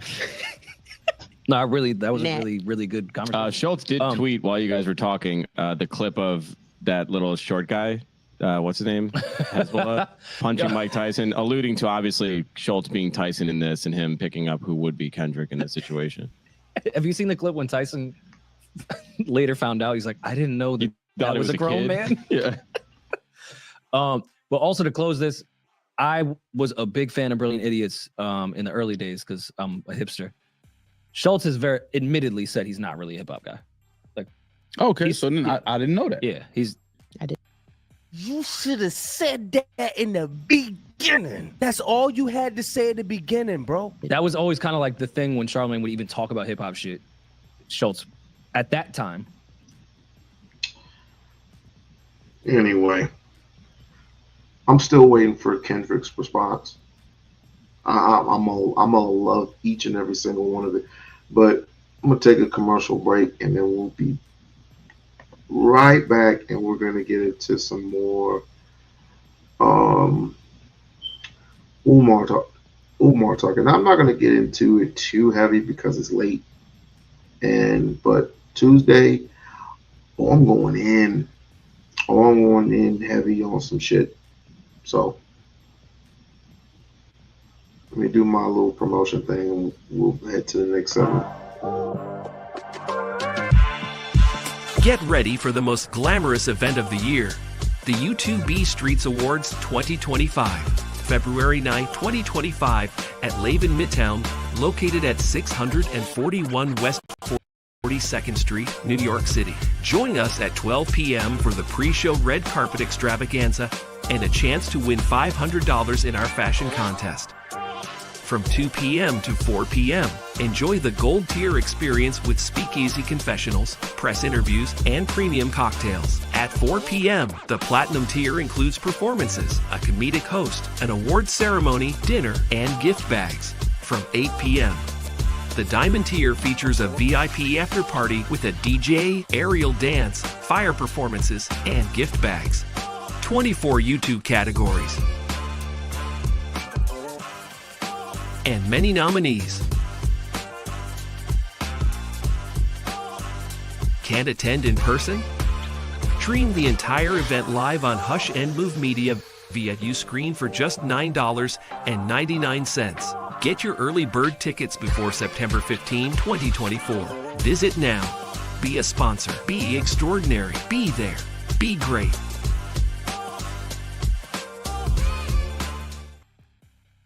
Upside down kick. And by the time you got home, Craig had Shaquita upside down in the upside down gate.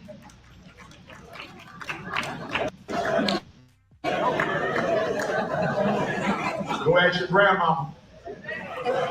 Your grandmama will tell you Dr. Umar is right. Let a woman cook for your man too much, she will have him. We fall in love with the food. Listen, every brother in here, even the young soldiers, we all dated a woman we would have never known we dated until we tasted her cuisine. When his homie first showed up, like, come on, fam, you better have a type. And then she cooked. And did some voodoo with the lamb chops. She had some jollof rice. Homemade strawberry lemonade with a drop of kiwi lime in that shit. And by the time he had that sweet potato pie, he was like, oh shit, shit do look like Beyonce. You better be careful. And brothers, stop being so sexually thirsty in these streets. I heard about y'all Howard brothers. I heard y'all Howard brothers ain't got no sexual discipline at all. They said Howard is burning down. You better be careful, brothers. That gonorrhea, that chlamydia, genital warts, crabs, lice, scabies, AIDS, hepatitis, syphilis.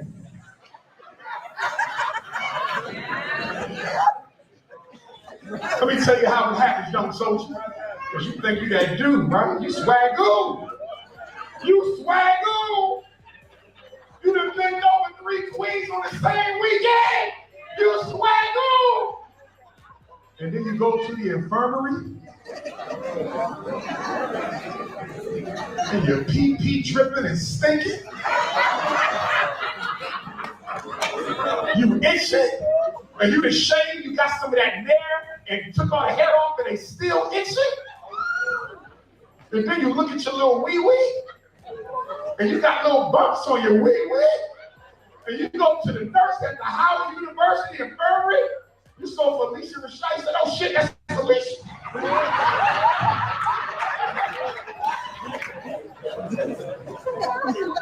And the nurse tell you, brother, this ain't no zits, this ain't no pimples, you got herpes.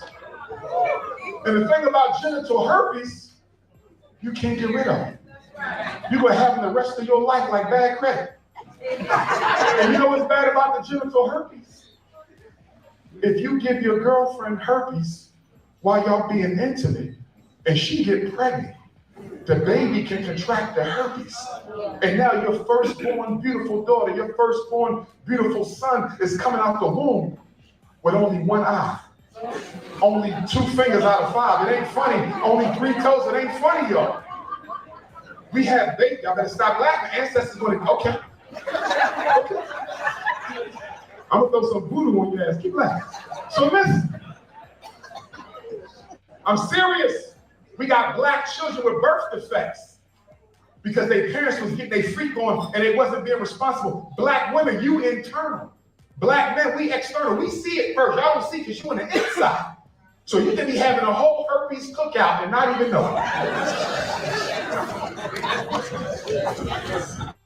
Stop popping Gucci, it ain't working. Save yourself. Hey, you, stop laughing. Save yourself. Ladies, keep your cookies to yourself. So when you're 28, you got that law degree, you in med school, you got real estate, you that teacher, you that engineer, that's like, you want them cookies nice and fresh. Because see what a lot of y'all sisters do, and my brothers know what I'm talking about, y'all show up, right? And the cookies be stale and used up. And y'all be like, I ain't been with nobody in 5 years. And he like, but ain't no cookies left. So ladies, I need you to reverence your womb because your womb is an extension of your higher self. And this is why women who sleep around with multiple men, and I know a lot of y'all on this whole new feminist thing, I can do what he do. You're not made that way. A black woman's womb is a portal of divine energy. The Creator sent babies through there. That's nobody's playground. Reverence your vagina. Reverence it because you will lose it. Now, brothers and sisters, we got to get organized. The most honorable Marcus Messiah Garvey said the greatest weapon used against the Negro is disorganization. Howard University, I need y'all to start organizing. Y'all need to build a black bank on Howard's campus by black students. And then bringing the Coppin State students, bringing the Morgan State students, bringing the UDC students, the Dell State students, bring them all in. What if y'all started a black bank for black students? And what's the power of a black bank? Everybody in here has a business idea. But guess what? Wells Fargo not gonna give you the money. Chase Manhattan not gonna give you the money. Bank of America not gonna give you the money. This is why we see Arabs coming to our cities and do better than us, and we've been here 40 years. We see East Indians coming to our, no disrespect to them. No disrespect to them. You see the migrants, Latinos, how they got businesses black folks ain't got. It ain't because we lazy, it ain't because we smart, it's because they show up with a line of credit from their home banks. And if they don't get a line of credit from their home bank, they get a line of credit from America's banks. If we want to catch up with everybody else, we got to have access to wealth. Nobody's going to give that to us because everybody knows that the black dollar can build black power. So we got to build our own banks. Listen, DMV, y'all spend $3 million on Christmas gifts. Christmas is coming up week after next. White Jesus shopping. Listen. Listen. Listen. What if y'all sacrifice your white Jesus money for one Christmas? Take that $3 million, no red bottoms, no weed, no Jordans, no weed either, and take that $3 million and say we start a credit union for HBCU students in the DMV. When we gonna wake up and get serious, brothers and sisters? When we gonna wake up and get serious, brothers and sisters? We can win, but we got to be willing to sacrifice. You got to be willing to sacrifice your convenience. There's nothing convenient about an economic revolution. Sacrifice your time. Get off them video games. Get off the social media and start sitting with each other and talk about how can we make Black America a better place tomorrow than it is today, brothers and sisters. You got your whole life in front of you. Every last one of you need to be deciding what are you going to do with your life that's going to make Black America better. Yes. Don't just get rich for the sake of being rich, but what you going to do with it? Look at my sister Oprah, and I love Oprah. Richest woman in the history of North America, Oprah Winfrey. And she's a beautiful elder. But I'm concerned about Oprah because if she leaves this earth, and we hope she ain't leaving no time soon, but when Oprah goes back to their ancestors, you mean to tell me you left a couple $1 billion and you didn't build a single institution for your own people? Because nobody's leaving here with the money you got. You can't leave with your Benz, you can't leave with your weed, you can't leave with your sneaker collection. When you leave, they're gonna put you in that pound box, butt-ass naked, with nothing you get. So you might as well do something with what you got. Brothers and sisters, let me give you my phone number. If you're a psychology major, and you need some advice on psychology, if you're an education major, need some advice on education if you're a political science major. Those are my 3 social science expertise areas. Feel free to reach out. My Black parents, raise your hand if you have a child. Raise your hand if you have a child. Okay, number 1, no evaluations for Black children under the age of 6. I don't want to see no damn reading disability evaluation for a 5-year-old. How the hell he got a reading disability and he just started learning how to read? I don't want to see no autism evaluation for no 3-year-old Black child. You cannot prove autism at 3 years old. I know because I evaluate for autism. Math disabilities in the 1st grade, cut it out. Cut it out. Your child don't have a learning disability. Your child has a lazy ass disability. Can we keep it a buck? His son could learn how to read. He don't feel like it. And neither do you. Which is why if Dr. Umar was in charge, we wouldn't diagnose the children, we diagnose their damn parents. Children don't drop out of school until we drop out of their lives. And I'm so tired of reading in the newspapers in DC, and reading in the newspapers in Maryland, and reading in the newspapers in Virginia. Black boys can't learn. Black boys don't know how to act. But nobody can talk about the white women teaching. Well, the number 1 problem in the education of Black children is that the snow bunny is the conduit of academic failure. Nobody blames the snow bunny. If you want to improve education for black boys in the DMV, give every black boy a black male teacher. Why we can't do that? You know why? Because the teacher unions of America were created to protect the jobs of white women. They don't give a damn about black boys having black men. They don't care. They just want to make sure that white women get their full paid vacation and full paid retirement and get all their public holiday vacation days. They don't give a damn about our children, and neither do we, because if we cared, we would be turning them schools inside out until they give us the black men that our sons need. And then they got this whole ADHD thing. The biggest scam ran in public school in America, attention deficit hyperactivity disorder. No, it's not. It's ain't no daddy at home disorder, ADHD. Undisciplined boys going to school craving the attention of their father. And then they want to give your son Ritalin. They want to give your son Adderall. They want to give your son Meditate. They want to give your son Cycler. Why would you give your child crack cocaine? These drugs are nothing but narcotics.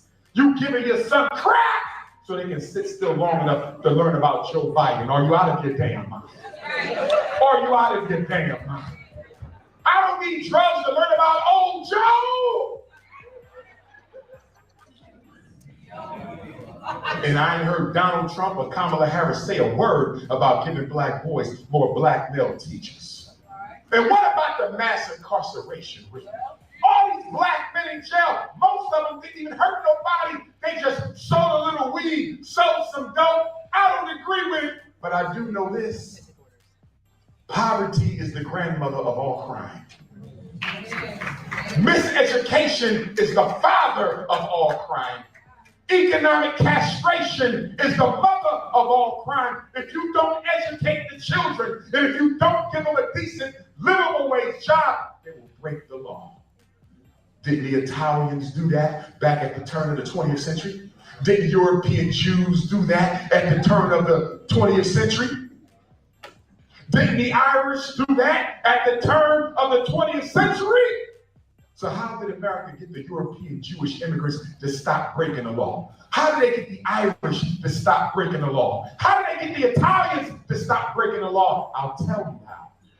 They gave the Irish the police departments in the black community. They gave the Italians the fire departments in the black community. And they gave the European Jews the governmental civil service jobs that they still control to this day. In other words, America gave the white folks an economic stimulus package. Where is your economic stimulus package, black man and black woman? This is why you gotta know your history.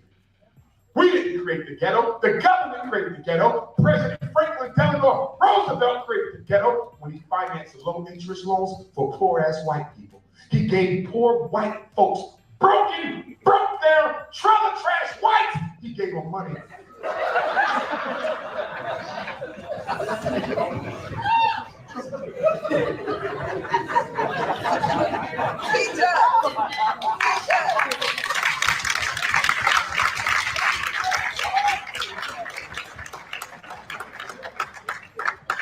And then the white folks learn on top of some. I worked hard for everything I did. My parents got hit from Greece and they pulled themselves up. Use a damn lie. Every white person in America, everyone got some kind of a welfare handout from the United States government, y'all.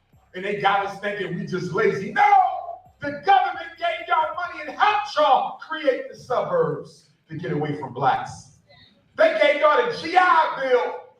White privilege is the biggest welfare program in American history. And I hope to God y'all not gonna graduate from Howard and Coppin and Bowie and Morgan and get you a nice job, start your own business and go move into a white suburb. I hope you ain't gonna do that. Create a black community. Maybe all y'all graduate. What if all of the Howard University class of 2025 got together and said, we're gonna buy some land in Maryland or Virginia and start a new black independent community. We're gonna build our homes from the ground. That's how we should be thinking. That's how we should be thinking. Some of y'all just can't wait to get a new car, can't wait to get new hair. That's not what life is about. In heaven, you had a purpose for coming to earth. What is your purpose for coming to earth? My purpose for coming to earth is to help children and to emancipate African people. That's why I was born. You got to find out why you was born. Everybody in this room got a special purpose for being in this world, and it ain't got nothing to do with looking good and making money. I work with suicidal blacks. Look, and I'm going to shut up after this. I said that 10 minutes ago, but I'm going to really shut up this time. I work with suicidal black people, right? What do all black people who want to kill themselves have in common? And if any of you are suicidal and you need to talk to somebody, you ain't got nobody to talk to, first of all, go to the nearest emergency room. I have to tell you that professionally. If you ever think you're going to engage in self-harm, or if you know somebody who's going to engage in self-harm, take them to the nearest emergency room. Every hospital in America has a psychologist or psychiatrist on call 24 hours a day to do suicide assessments to determine if you're safe enough to go back home or whether they got to commit you into the hospital. Don't ever gamble on somebody else's life. Don't ever say, I think my son is playing. I think my girlfriend is playing. I think my frat brother is playing. It's not your place to decide that. If they say something suicidal, take their ass to the hospital and find out for real. But all suicidal black folks got three things in common. Number one, disconnection from God's source. Big reason why a lot of you go through depression. Big reason why a lot of you go through anxiety. Big reason why a lot of y'all drink all on the weekend, smoke weed all during the weekend. You're distracting yourself from a spiritual problem that you don't want to face. Disconnection from God. Black people cannot get depressed. We cannot get anxious. We cannot develop addictions unless we are disconnected from God's source. When is the last? Oh, sorry about that. Had to run an errand. But let's continue with Dr. Johnson's speech. Oops. Last time you got on your hands and knees and prayed by yourself alone. And I don't care if you pray the Muslim way or the Christian way. I don't care if you pray the Buddhist way or the African traditional way. But as an African, you must have connection to God because we are God's original people. And you cannot function without a connection to God. That's one. Two, suicidal black people are some of the selfish Negroes you'll ever meet in your life. Did you hear what I said? Part of the reason you're suicidal is you don't think about nobody but yourself. Part of the reason you're suicidal, you don't do anything for nobody but yourself. Part of the reason you're suicidal is you are your first priority and your last priority. You don't care about anybody else. Love to review it, love the speeches, but the one part I want to get to is the Q&A questions, and I know you guys love Q&A questions. I know you guys love Q&A questions, so here's another part of the show where people get personal with their questions. This was a good dialogue. This was a good coming together movement. Let's continue. You can't have it.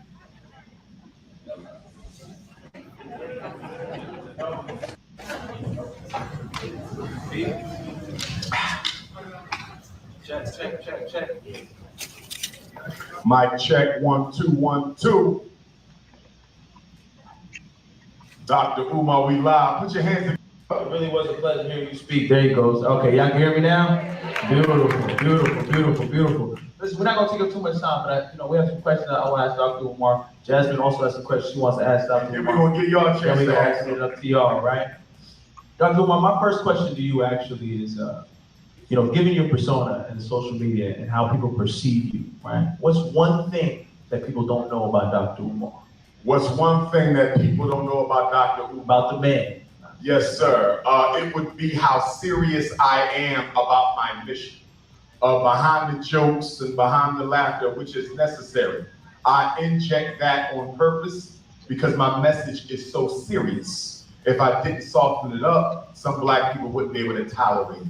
So the comedy is actually intentional to soften the message, but I'm very serious about what I do. Extremely serious about what I do. But y'all love Andrew Schultz, right? Y'all love it when it's a white comedian making jokes about you, right? When Dr. Umar making joke, he ain't serious about opening up a school. Get the fuck out of here. I dismiss a lot of people who I bring into my inner circle because they think that my life is all about lectures and picture taking. They have no idea of what we do behind the scenes. So I'm very serious about what I do. So don't send me no resume if you ain't serious about the work. Black power. Amen to that. I'll just say this to that question. We know you are serious, Dr. Umar. We know that about you for sure. Right. And I'm serious about the bunny crisis. Actually, when you were talking about there's nothing more beautiful than a black woman, I was with you. Nothing more beautiful than a black woman. Yeah, but then you said there's nothing more beautiful than a black woman with natural hair. I was like, oh shit, I'm kind of straight. Oh fuck. That's all right. You come on back. We're gonna baptize you back into the race. We're going to exercise the Caucasian demon in your spirit and bring you back home. Oh yes. Praise the black God of Africa. Lord have mercy. If it ain't black, get back. Yes. No, actually, something that you were talking about earlier that really resonated with me is that it's just black men dating outside of the race. Black men are more likely to date outside of the race than any other demographic of men. And black women are most likely to remain unmarried and we're also the first divorced. Why do you think it is so common for black men to date outside of their race, kind of leaving us behind? The first part of that answer is going to shock a lot of women in this room. But one of the biggest reasons black men date outside the race is black women do not raise their sons to be loyal to other black women. When I talk to black men, they tell me, even boys in middle and high school, that it is their mothers who teach them not to respect black girls. Black women have to do a better job of holding up other black women. That's one. Number two, we have a dysfunctional, parasitic, Eurocentric hip-hop movement that has completely hypnotized black men into turning our black sisters into sexual gratification objects. And we have to do something about that. Gangsta rap has done more to kill the positive image of black on black love than almost any other form of media. We have. Y'all remember there was a video that I think it was O'Shea Jew Jackson did about Sexy Red. Sexy Red is known for giving niggas the package. And boy, does she give niggas packages. And don't care either. You know, people complaining her coochie stank. She give niggas chlamydia, the B1C3 or whatever that disease is called. They got new diseases now? Good Lord Jesus. It's bad enough niggas can't get rid of herpes. That shit stays with you like luggage. But goddamn, and you want the fucker without a condom. This is what Dr. Umar is talking about. How many niggas want to still fuck Sexy Red? I'll wait. Have to take hip hop back. And if we're not going to take hip hop back, then throw it away into the ash can of history.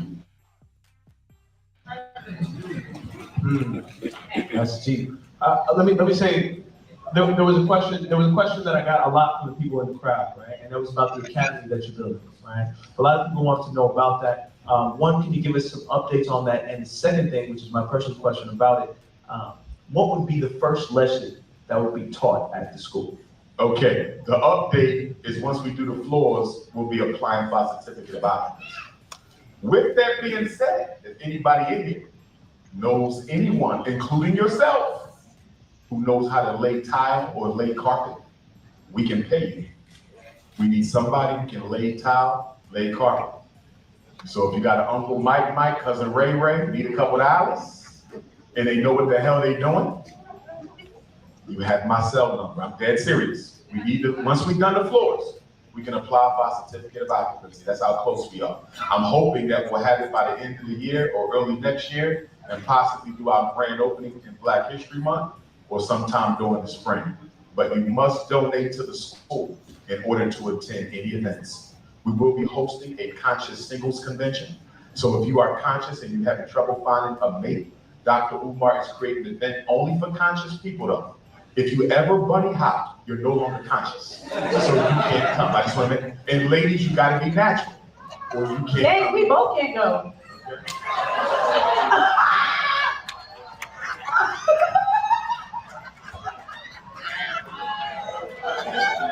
You got a perm, my nigga?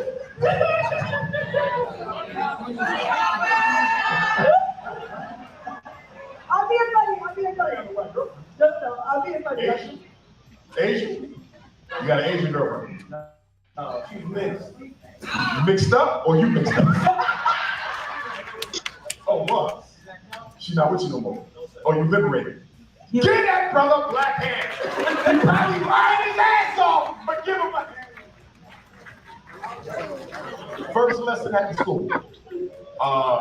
The curriculum of Frederick Douglass Marcus Garvey will be, in addition to math, science, language, and social studies, political and military science, economic and financial science. For every Negro that be in my DM and talking about, what's that with the curriculum? Where did they do the curriculum? He's telling you the curriculum now, so shut the hell up and listen. Dietary and nutritional science, agricultural, agronomical science, science of the black man, woman, and child, in African spiritual science. Your child does not have to practice traditional African spirituality, but they must learn about it. Because we are an African-centered school, and I am a practitioner of traditional African spirituality, and we will teach it to your children. They do not have to practice. We believe in God just like y'all, but we also communicate with our ancestors, and that's the foundation of the school. And we will have programs for adults as well. And once we operate at the boys' school for 3 years, there will be a Princess Academy. The Amy Garvey and Anna Douglas. Some of y'all keep talking about the white woman Frederick Douglass married when he was an old man. Stop skipping over the blue, black, purple, chocolate, gorgeous woman who helped him escape from slavery to freedom, who gave him all 5 of his babies, Queen Mother Anna Marie Douglas. That's what the school is going to be named after. And then we want to franchise the school. I want to take the school national and international. The rest of my life is going to be spent building schools for our children and healing our people from their spiritual illnesses. I have to start doing more retreats for black people. I want to have a retreat for black women who've been sexually abused. I want to have a retreat for black men who've been sexually abused. I want to have a Bunny Hoppers recovery conference. No, seriously. Black men who date white girls got something wrong with them. We're going to help them heal at the Bunny Hoppers recovery conference. We're going to have a conference for every problem under the sun. Depression, suicide, chemical addiction. If you was a foster child, you never knew your biological mother or father, I want to have a spiritual retreat just to help you process what that means to have never known your biological parents. Listen, y'all, we can't win the war against racism when we haven't won the war against ourselves. Black power. My next question is kind of serious, but I think it's something that commonly is experienced in the black community, and it's that sometimes defending a black man can come at the expense of supporting a black woman. I think that we see this a lot in instances of domestic violence that happen between black men and women. Even we see this with Diddy. And you've kind of been outspoken in your support for Diddy. No, not support for Diddy. I want to clarify. Okay. Support for due process and justice for African people. Okay. That is not supporting Diddy. As I said, if he's guilty of the crime, he should do the time. We saw the video though. He kicked her in the face on video. You saw a video of him abusing Cassie. He's not charged with abusing Cassie. He's charged with interstate sex trafficking and interstate prostitution and interstate racketeering. Cassie got $30 million and took it to her white husband. Cassie is okay. We're talking about he's not charged with Cassie. That's not the charge. Okay. That don't make what he did right. I want to be clear. He had no right to put his hands or feet on that woman. Only point that I'm making is black women suffer more domestic abuse than any other woman in the world. If we are that committed to eliminating domestic violence, when is the last time one of y'all did something about the men you know who regularly put their hands on their women? Uh-oh. What did you do when your father smacked your mother? What did you do when your grandmother got smacked by your grandpa? What did you do when you find out your brother beat his baby mama, you didn't do shit. But you want Puffy to be lynched, but you don't want to lynch the men in your life. All I'm saying is we can't be hypocrites. I am completely for the eradication of violence against women. Okay. But I don't believe in selective morality. I don't believe in giving him a pass, but holding him accountable. If we're going to do it, you hold everything accountable. Just like with R. Kelly. If R. Kelly molested them children, he should be held accountable. But what about the thousands of Roman Catholic priests who have raped black kids all over this country, and the black community ain't said a damn word? What about Vince McMahon? What about Harvey Weinstein? What about Garth Brooks? What about the fact Donald Trump was found guilty of? Speaking of Garth Brooks, they're holding a concert at Caesar's Palace. People asking me directions of where's Garth Brooks? I don't know. Find him. Rape in court last year, and half the Negroes in America still plan to vote for him. When are we going to practice complete justice and not selective morality? You feel me, quick? All right, y'all, we're gonna open it up to y'all. We're gonna take 5 questions because we do have to get out of here. My Do sister, 6 and make sure it's 3 men and 3 women. Keep it balanced. Understood. We can definitely do that. I saw your hand up. Go first. What's your question for Ms. Umar? No, just project. I'll repeat it. Yeah. So I'm a political commentator and I work in public policy within public health. And something that I'm seeing is like the conversation around reproductive health. And I think right now, my question to you is like right now, a lot of times the conversation with like abortion and funding abortions, but it's almost as if like, okay, how do I word it? So how do you feel about the conversation around abortion? Because like when we do research and when we do data, they don't talk about the lack of funding. Nothing against the sisters. I understand where you're coming from, but does every conversation, discussion, or question has to begin and end with abortion? I get it. It's under my pay grade. I get it. Let's get it. Towards like PCOS or fibroids, or some of these things are disproportionately affecting Black women. So what is your stance on that? Number one, I don't think we do a good enough job advocating for issues that affect Black women in particular. I also think— Sorry, Dr. Umar, just to repeat the question for the people in the back, right? She's talking about reproductive rights, and you said you work in that field, and you're asking Dr. Umar, work in public health, yeah, and you're asking Dr. Umar because it disproportionately affects women of color. What is his stance on it? Is that correct? Black women, okay, yeah, Black women. I'm pretty much trying to figure out like your opinion on how the conversation with like abortion has taken a toll whenever it comes to like maternal health or reproductive health in general. Yes. Like, conversation with like PCOS and fibroids, these obstacles that are disproportionately affecting Black women to give birth are being overshadowed or lack of funding in that area. Right. Couple things. One, as I was saying earlier, I think Black women have to do a better job of advocating for issues that affect Black women's health in particular. I think this is also where we're being misserved by calling ourselves women of color. When you say women of color, it's not about you no more. It's about the brown immigrants, the red immigrants. It's about the LGBT. You follow me? Black women have to advocate for Black women alone. It's tough for y'all to do that because religion has brainwashed us into feeling bad about prioritizing ourselves. Now, on the abortion issue, I am a pro-lifer at heart, but I don't judge women based on the decisions that they make, right? But I do recognize that we have taken out 3 million of our babies since the 1970s. We would be a much more populous race if we did something about the abortion. But that's not a moral judgment. I'm just speaking about the political situation. But I do think that we as Black people need to get serious about building our own clinics and building our own hospitals. One thing that really disappoints me, we once owned and operated more than 500 hospitals in American history. Black people, our own hospitals. We talk about banks and schools. No, we owned 500 Black hospitals in 400 years. That's more than a hospital a year. You hardly have any now. So when we talk about poor health care for Black women, we have to put it in context of a medical system that is completely dominated by Caucasians. When are black doctors and black billionaires going to come to? Most of your black doctors and black millionaires are in a few places. One of them is in Atlanta. Yeah, ain't gonna be nowhere else. It's not gonna be anywhere else. My wife's doctor moved to Atlanta.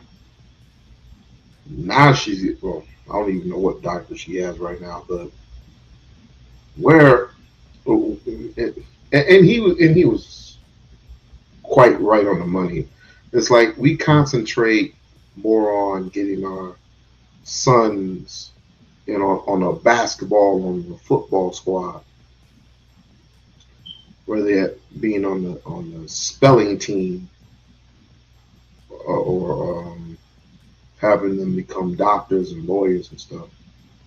It's a personal issue with me because of the simple fact when I look around, there are very few black doctors and lawyers and HVAC specialists and all this other stuff, and that's because they don't want you in those positions for a specific reason, right? There are very few of you who will make the card. Together and give us our own comprehensive medical system. Listen, y'all, America is preparing to bury us if we don't make a way for ourselves. The reason that immigrants are here is to completely smother the black agenda. I don't care if I don't know why people want to fight him on this. Because if anybody else who would have said this exact same thing, they would be praised. Versus Umar, who had said a few key things and get y'all feelings hurt when he mentions white women. Oh no, don't throw away all white women. Oh, you not Umar, you taking away all white women. Right? No one put a gun to your head and said not to get a white woman. But you just, me personally, and others feel about, other people who I associate with feel the same way when I say you're funding your own destruction. It's like you're literally giving the keys away to your enemy and saying, go ahead and drive my car. You'll be all right. We'll be all right. Go ahead. You're giving the keys to the house and say, go ahead, take whatever you want. That's what happens when when a black man, goes out with, gets all funny-duddy with a white woman, which people cannot answer my questions. I said this last year. I asked this question last year, and no one has yet to answer this question. What do you benefit being with a white woman? Fellas, ladies, what do you benefit being with a white man? What do you benefit? Can anybody answer me that question?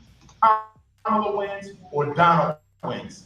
When they are out of office, you will never again hear any conversation about what matters to black people. The immigrants are here to suffocate our agenda. And I don't care if it's the Arabs, the East Indians, the Latinos, the Chinese, all of them will side with the white man against us as they have in the past. Mexicans were once considered white in America. Japanese sued in court to be considered white in America. East Indians were once considered white in America, Kamala's people. Arabs are still considered white in America. Isn't that interesting? There's a war on terror, so-called. America supports Israel's war against Iran and the Palestinian people, but guess what? For purposes of the U.S. Census, Arabs are white people. So all these people you keep trying to blend in with, calling yourself people of color, they've all been considered white at one time or another, and would gladly be considered white today. We have no friends. Stop calling yourself people of color. Be black and proud. I just want to see the back here so we give people a chance in the back. I do see a hand over there, my brother. Go ahead. I just think it's too much like right. It's too much like right. Being who you are. Although again, I am starting to think about just associating with people who think like me. Not only walk it, but talk it. Yeah, I'm just thinking about being around people who just think like me and who are willing to put in the work, not just run off at the mouth. You know what I'm saying? If you can't be there physically, then you can damn sure help it by funding it, right? Like funding a church center for African associates. I'm just making up something, or funding like an actual radio station, or actually funding a school. It doesn't necessarily have to be Umar's school, although you guys don't support him in that way. But when he does open up the school, he'll remind the people a little something. He's going to remind a whole bunch of people how foolish they were. And I can't wait. I cannot wait. Let me shut up. So I just wanted to know what your thoughts were about the host. He's distinguished himself between being black and being immigrant. So just wanted to see what your thoughts were about that. About my brother. Hold on. I'll answer that myself, brother. Black. No. Is he speaking of you or the other brother? I'm not sure. Who are you speaking of, though, my brother? This is about the other brother. Yeah. So wait, hold on. So let's be respectful. Give him a chance. Give him a chance, King. So you're just saying that I made a distinction between being black and being an immigrant? Yeah. Okay. So let it. Come on, we gotta be respectful. Hey, Champ. I got you, Champ. No problem, brother. I'm gonna tell you one thing right now. My skin is black. 10 times out of 10. Every day of the week. You understand what I'm saying? So it's always got to be some fool, some idiot, some nut, some goofball, some half-wit moron who just likes to ruin it for all of us. William O'Neill, motherfuckers. For those who don't know who William O'Neill is, Google him. William O'Neill, the dude from the feds, the dude that helped destroy Fred Hampton. Fred Hampton of Black Panthers. We got way too many William O'Neill motherfuckers running around.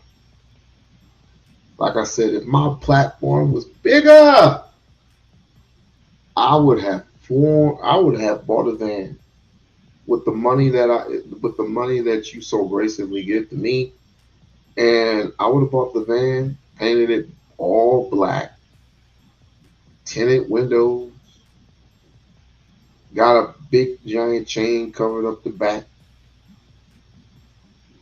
chain the back so no one be bold enough to bolt out.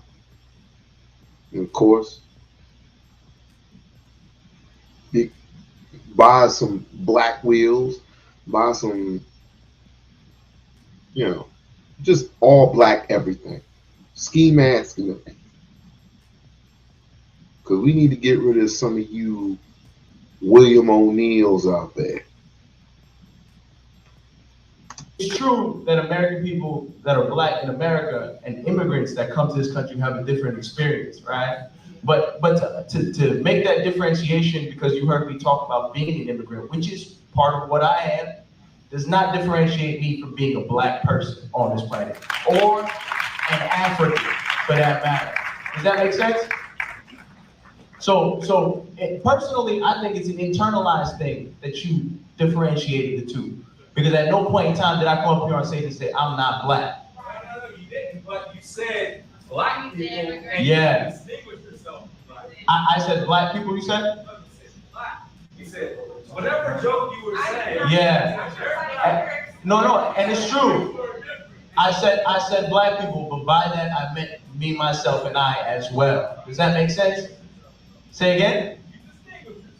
No, brother, I think that's an internalized thing that you have in your head. Maybe the three of us can have that conversation alone. Yeah. And by the way, sorry, just to say this, let me say this before. I'm happy to talk to you after the show. I'm happy to, right? I'm happy to explain to you. And if you feel like I need to explain my blackness to you, I have no problem with that. I got. Most of them don't even stay for that. They just want to. They just want to show. They just want to show. They don't give a damn. They just want to show. They just want a shit show where everybody was being peaceful and upright, and I mean, agree to disagree, which I don't have no problem with. I don't have no problem with people agreeing or disagreeing with Umar or Umar supporters, me being myself, or D-Darrell at that matter. I can name a whole bunch of people. But for an individual who would just like to just ruin it for everybody, it sends signals that we just can't be trusted. I would rather the doc just have 10 people, right? And that's broad enough. And that's like 10 people just being wide. I'm just being generous. The mission is important. The mission is very important. It's important to him, and he doesn't care if he has to lecture to 2 or to 200 or 2,000 or 2 million, which he had sold when he went to the UK. He sold out. He sold out the crowd. It doesn't really matter. What up, Vaughn? It really doesn't matter at this particular moment what he does. Is that the question is, to me, do people deserve it? And in my opinion, and this is not all. No, they don't. Like I said, we need to get in order for this to happen. We need to get rid of the William O'Neills. We need to get rid of all of them, man. They are a cancer. No problem with that. All right. We're gonna Africanism. Let me. And I know Vaughn, he don't like Umar that much, but let's put all the joking and the school to the side, right? Let's just say, for the sake of argument, that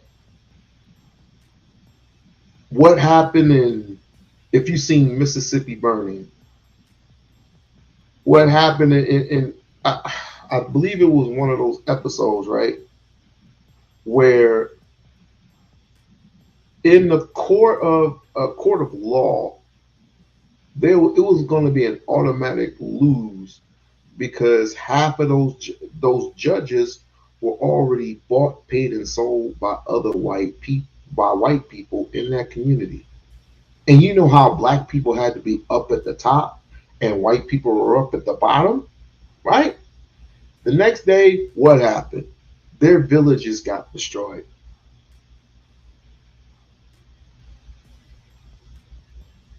And Umar came down and basically was building with the people, consoling with the people. First, you got to get into their mental mind, right? To calm their mentalness, they got to calm their mental mind. because people are all riled up, people are upset, they're tired of the harassment, they're tired of the bullying, they're tired of literally tired of anything. The destruction, the destruction of people coming in and destroying just murdering their people left and right. But Umar comes along and he tries what he can, the best that he can to console his people. And it's working after a while. And he's building with his people. There's always going to be some sucker. There is always going to be some sucker. Lenon is a sucker. And I'm looking at the camera right here. Lenon, you a pussy. A faggot ass pussy. I can't wait. I can't wait till tomorrow. Let me say this before we go to the next question, because I'm a Pan-Africanist. As Pan-Africanists, we believe all African people are one family. And we identify as being African before we identify with anything else. You are African before you are Christian. You are African before you are Muslim. You are African before you are American. You are African before you are Ethiopian. African is what makes us family. I don't care about the religion. I don't care about the skin tone. I don't care about the hair texture. I don't care about the language you speak. I don't care about the flag you pledge allegiance to. What I care about is you identifying as African first. Black power. Amen. I like that. We're gonna move it along real quick. Sister, I see you with a question right here. Go ahead. Oh, hurt. Oh. But I was gonna ask, like myself and a lot of other people who are in the room, like our parents are immigrants. So yes. What do you say to those immigrants who are like reluctant to join the Black American? Man, bro, stop that. You know I was just messing with you. American movement and like, yeah, basically what is your Well, here's the thing. For me, it's not about joining the Black American movement. It's about joining the Pan-African liberation struggle, which takes place simultaneously on every continent, every country, every region, every city, right? In other words, the issues that we suffer from here are the same issues my brothers and sisters suffer from in London, where I'll be in 2 weeks. It's the same issues my brothers and sisters suffer from in Australia, where I'll be next month. I've been everywhere in the world except Australia, and I'm sure it will be no different there. White supremacy has replicated itself. Her question was, what do I say about African immigrants who come to the States and don't immerse themselves in the Black struggle? Number one, as an American African, I'm gonna be patient with you. You wanna know why? Because you can be deported if you get too radical. So I'm gonna be patient. I'm gonna give you, no, that is real. That is very real. A lot of our African immigrant brothers and sisters don't have US citizenship yet. If they get caught hanging around Dr. Umar too heavily, ICE will come get them, and I'm not talking about vanilla ice, right?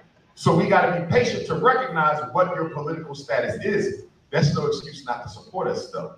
There's still a place for you. It just can't be out front. See, the problem with the American African for the white power structure, we're the only Black people in the country who cannot be deported. Excuse me, we're the only non-white people who cannot be deported because slavery destroyed that natural connection to our ancestral motherland. So in order to get rid of the American African, you have to commit genocide. You can't send us home, right? So the point is we need to have more conversations like this that are not hostile, that are not accusatory. We need to have a forum, right? A Pan-African forum on the diaspora and the relationships we have amongst each other in the States. Because it's not just an American African to an East African thing. You even have West African against East African. You got South African against Central African. You got Caribbean African against South American African. What is he saying that's not? I don't get it. What is he saying that's not true? I guess that would be my question. What is he saying that's not true? We'll hit all that. We'll hit all that Let's see. I guess I could do a part 2 on that. But besides, I haven't even hit on baldy locks. I guess we can hit on it on Tuesday. We can definitely hit on that on Tuesday, and we can have people on the panel and we can discuss it one-on-one. If anybody's available, you know where I'll be at. You know what I'm saying? But we can definitely discuss that. It will be my first question. What issue, when it comes to questioning what Umar has stated, what has he had said wrong that normally people would agree with? What did he say was wrong? I can't find nothing that he said was wrong. People are fighting each other to this very day, all the time. Of course, you got the Adolfs. The Adolfs are fighting with FBA. FBA are fighting with actual Africans. You got this and that and this and the third. Go ahead and say it. The black community. My freaking daughter. We are a race divider. As the Honorable Marcus Messiah said, the racism amongst African people might exceed the racism directed at African people. In fact, this is what I'm going to do. Diaspora comedy. I'm going to say this right now. And it's October. Yes, sir. We can do this before the year ends, or we can do it before the school year ends, meaning spring. I'm going to come back at no cost. And I'm going to facilitate. Diaspora comedy going to host it. I'm going to facilitate a Pan-African town hall conversation, HBCU students only, on the relationships we have with each other through the diaspora. Are y'all feeling me, brothers? Let's get it out. Let's get it out. If you think the Jamaicans are too arrogant, say it. If you think the Eritreans are too bougie, say it. If you think the American Africans are too coolish, say it. And we're going to have a frank, honest, but respectful conversation about how we can work together. Because let me tell y'all this. The U.S. government has already said it. There was a national state security memorandum that went out in the 70s. You know what they said? The U.S. State Department, there's only one threat to America's foreign agenda and domestic. And guess what it was? They didn't say Pan-Africanism. They said operational unity between American blacks and blacks in Africa. They said if we let American Africans and continental Africans unite on a political and economic level, the one world order will be destroyed. We are the solution.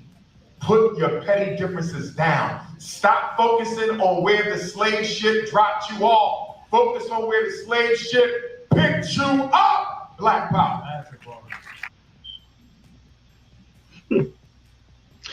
That's far-fetched. And I'm not being negative. I'm not being negative at all. But due to the fact you have to factor this in. You have to factor that each and every single day we have live streams who are completely separated themselves from the real true identity of who they are. They want to be somebody else. They want to have conversations with the infiltrator. And guess what? It's kind of backfired. Ain't that right, Sharon Gracie? Oops. You're kind of finding what it's like to having a British woman basically tell you what it is and what it will be. And the only thing you can say to this woman is you can call her a bitch or a hoe or hoochie mama. She has an OnlyFans, and the only thing she can do is show her titties online and la la la la la la la. I don't know where the hell that came from, but if I were to cover that, I'm not a writer like that. I don't, because I don't care for you. I don't care that you bring white people onto your show and you want to prove that society is better. I don't mean this for be a rant, but let me remind you, this is the same guy, right? This is the same guy that didn't believe that back then there were like ex-gang lords in the community who had helped black people, who have helped children. What? Even world class. I don't like world class that much, but even world class agreed. Like, you don't believe that there are, I don't mean to call them gangsters, but anyway, ex-Crips, ex-Bloods, Vice Lords, VDs, whatever. You don't think they pull their little differences to the side to help the children? Are you crazy? I don't know what's going on now, but back then, you didn't believe. Wow. Okay. So if you don't believe in that, if you don't believe people can straighten up and fly right, you got a long way to go, homie. But anyway. Real quick, does anybody on this side have a question? I believe we're going to go with a male. Go ahead, brother. How you doing, Dr. Umar? Peace, King. I respect you a lot. Been following you for a long time. I know, I respect the vision and everything for the school and everything. I really wanted to see it come to fruition. So I know you're not looking for any outside sourcing, right? You said you want to get this. Oh, this is. I wish more people here, but whatever. You want to know what's going on with the school? Here it is. Pay close attention, because people are still bitching and moaning that he needs money. He needs money for this, for the smaller school that he's already gotten together. He just needs a couple of things straightened out, and then the certificate of occupancy, blah blah blah. But listen close. This is not coming from me. This is coming from him. Listen close, motherfuckers. Or the funding from us, you don't want all black dollars, self-determination, cornerstone of Pan-Africanism. Yeah, so I want to know, I always want to know this, what's the number you need? If somebody was asking the exact number you need. It's really not a number on the small school, good brother, the Marcus Garvey building, because we're just about done. So there's really no number there. Obviously, we still need the donations because we got to operate, but it's not about numbers anymore because we're almost done. With the high school, right now we're having contractors go through it to come up with that price. Once we know what it's going to cost to get the Honorable Frederick Douglass High School building up and running, because we have two schools, y'all, not one, two, right across the street from each other. Once we have the number on that, there will be another capital campaign fundraiser for that. So we're working on the number for the high school. Number don't matter no more with the small school because we're almost done. But we still need the donations because we have to operate. I'm hoping that tuition will be very low. If it's up to me, tuition won't be more than $500 to $600 because we own the school. We own it. Thanks to y'all, we own it, right? So we don't have to worry about paying mortgage. We own the block. We bought the block, okay?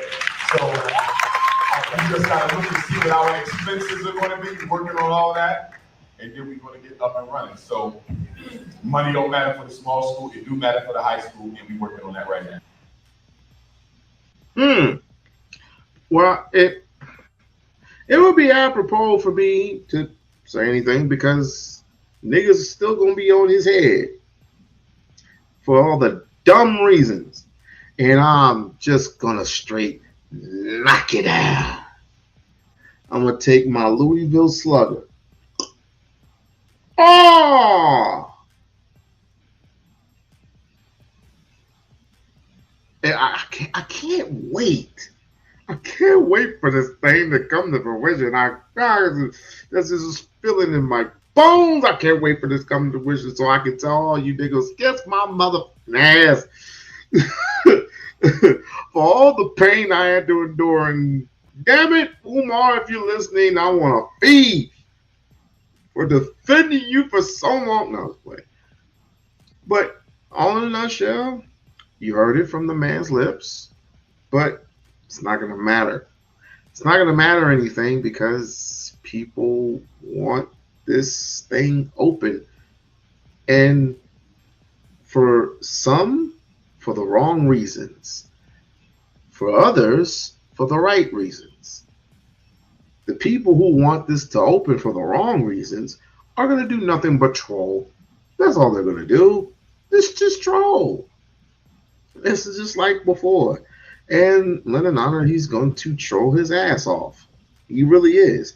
He's going to talk about the teachers. He's going to talk about the mole, which obviously they're going to get rid of that step by step by step.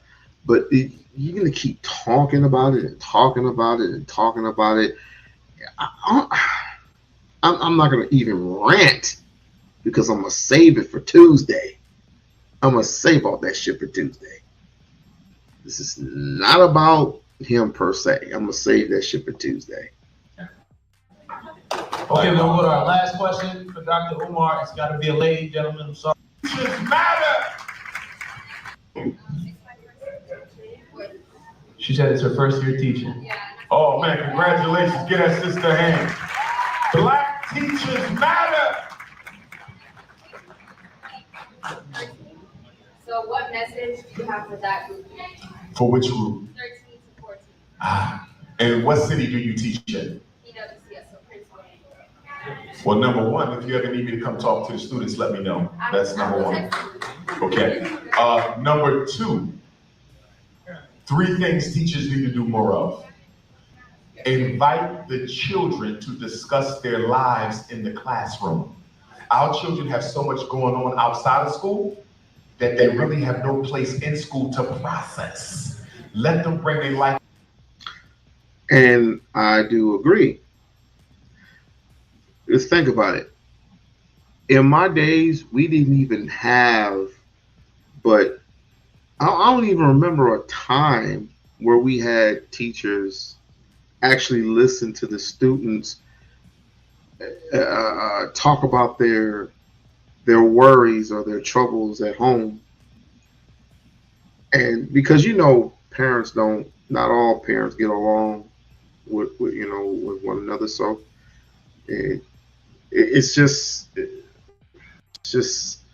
it's abnormal, but it's normal, right? It's abnormal, but it's normal. So we would love to have community centers like that, and it doesn't matter who it is.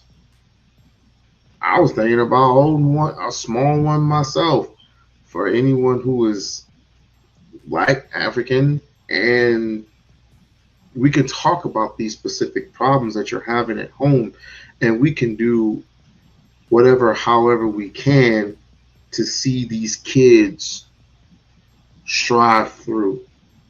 Because when they grow up, they're gonna remember everything. That's what we can talk to the parents as well. I'm sure a lot of, like, say at the time the John Henry Clarks of the world, the Dr. Claude Andersons of the world have spoken to numerous parents, and of course people within that region talk to numerous. I'm talking about people in the New York area, Chicago. Chicago definitely needs something of that ilk. Baltimore needs something of that ilk. If you know anybody from Baltimore that has any type of community structure out there that speaks to the kids about their woes at home, then I'm all for that, man. I am definitely all for that. But we need to get rid of the William O'Neills. I am dead ass serious about that. We need to start getting rid of these William O'Neills completely. Because again, it's just like when you welcome white folks into your home, into your neighborhood, and they suck your bone dry. These motherfuckers will do anything not to get their hands dirty. So what do? They send in a nigga to be they send in a brother to become a nigga. Tragic. Into the classroom. That's number one. Number two, you must include some sort of financial literacy aspect into the curriculum and the instruction because money matters to these children. You got to give them that. And number three, knowledge of self. Give them the African story. Give them the civil rights struggle. Give them the abolition struggle. Give them the African independence movement. We got to give them knowledge of self. We got to give them financial literacy, and we got to give them a safe space to process their life in the school. Be careful how you talk to students in front of students, because if you disgrace them in front of their peers, they will turn over hell and heaven to pay you back. And they don't care how many times they get suspended or kicked out of class, they will make your life a living hell if you ever disrespect them. The best way to chastise a student is in private, away from the other students. Black Power. Send me a resume. I think you're here naturally. Send me a resume. We got one last. Go ahead, brother. White sweater. Go ahead. Where did we agree at? It's gonna be back there. Okay. Dr. Umar, love and respect. Appreciate you. Yes, sir. Ghana. So, Aquama. Wait, time out. You're not a money hopper. No. Do you date non-African women? Okay, strong. Okay, I gotta check. Because some of my African brothers, y'all get here, y'all be buddy the fuck out. I'm just gonna call it fuck. All right, I'm glad you're not my brother. Okay, but you redeemed yourself. Okay, but the phase is over, right? We can phase that shit out, right? All right. Ask your question, brother. Who you voting for? You talking about organizing the black vote? What do we do? Elections in 2 weeks. And? Yeah, no. If I want me some nice Cinnabons, But they're all out. So what do you go? then I don't buy any until they get back in stock. I don't give my vote unless I have a reason. I don't vote for religion. I don't vote for ritual. I don't vote because I can, and I damn sure don't vote because Barack Obama told me to. I vote. In other words, listen to me, kid. Hold on, brother. If you're gonna ask a question, allow them to answer. I'm not voting at this point because neither candidate has offered me anything worthy of my vote. I'm not telling you not to vote. Your vote ain't gonna matter until black people are organized. That's what I'm trying to say. I want to organize. We can get ready. We can get ready for the next election in 4 years. But it's almost nothing you can do in 3 weeks. It's a record. Go back to Ghana and wait 4 years to come back. For what? No, you could. Anyway, that ship has sailed. That ship has sailed. But let this lesson be learned. For those who just came in, we were talking about, a little bit about the K. Andrew Schultz situation. And for the simple fact that most of you mofos have cooned up to the point where, your white brethren has opened up your refrigerator and put his dirty hands in your chicken, ate up your chicken, ate your food, played your PlayStation, and was taking a pass at your girl, and you were smiling about it. In other words, you let Andrew Schultz say whatever he wants to say. You're going to let any white person say what they want to say and let them get away with it. So why should K. Dot say anything? Why should K. Dot do anything?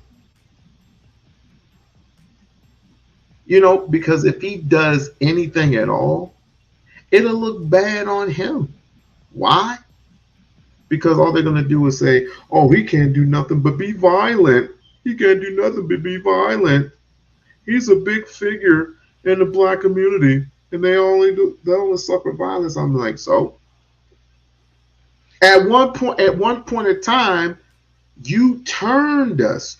You have basically reprogrammed our mind and our thoughts to become violent.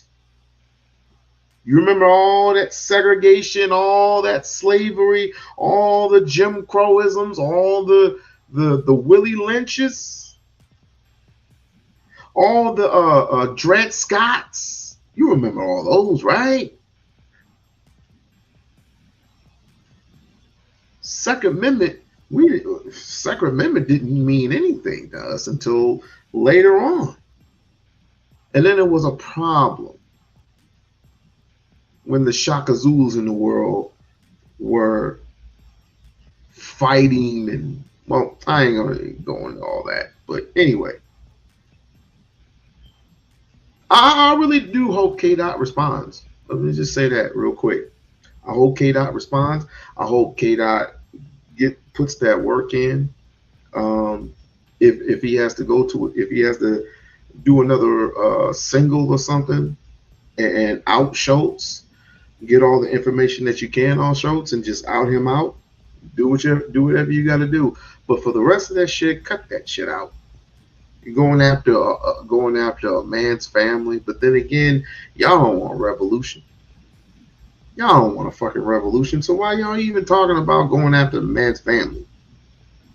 If you were really about that life, if motherfuckers were really about that life, they would literally stop. Number one, stop talking shit about our women and wanted to know to protect our women at face value. That would be number one. Because they would, if you showed the seriousness of it, you know how much support you would actually get, minus all the divested zealots. We ain't worried about them people. We ain't worried about none of these divested zealot bitches. We ain't worried about none about these, I forgot what the lady's name was, but anyway. Best of luck to him. Best of luck to him.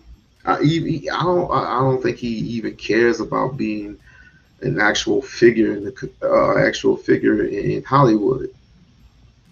His people, he loves his people very much, and his people love him. The question is, how much? Well, like I said, his people went and did a couple of deaf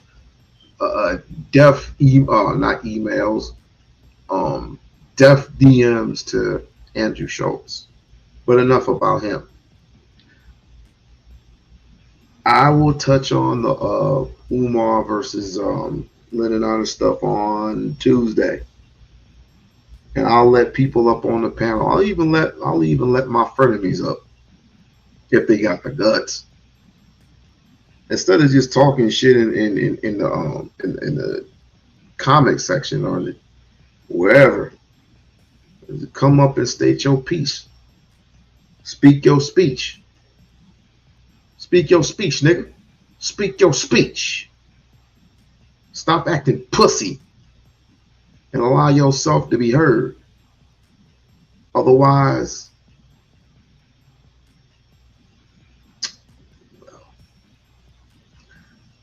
I'm gonna stop swearing.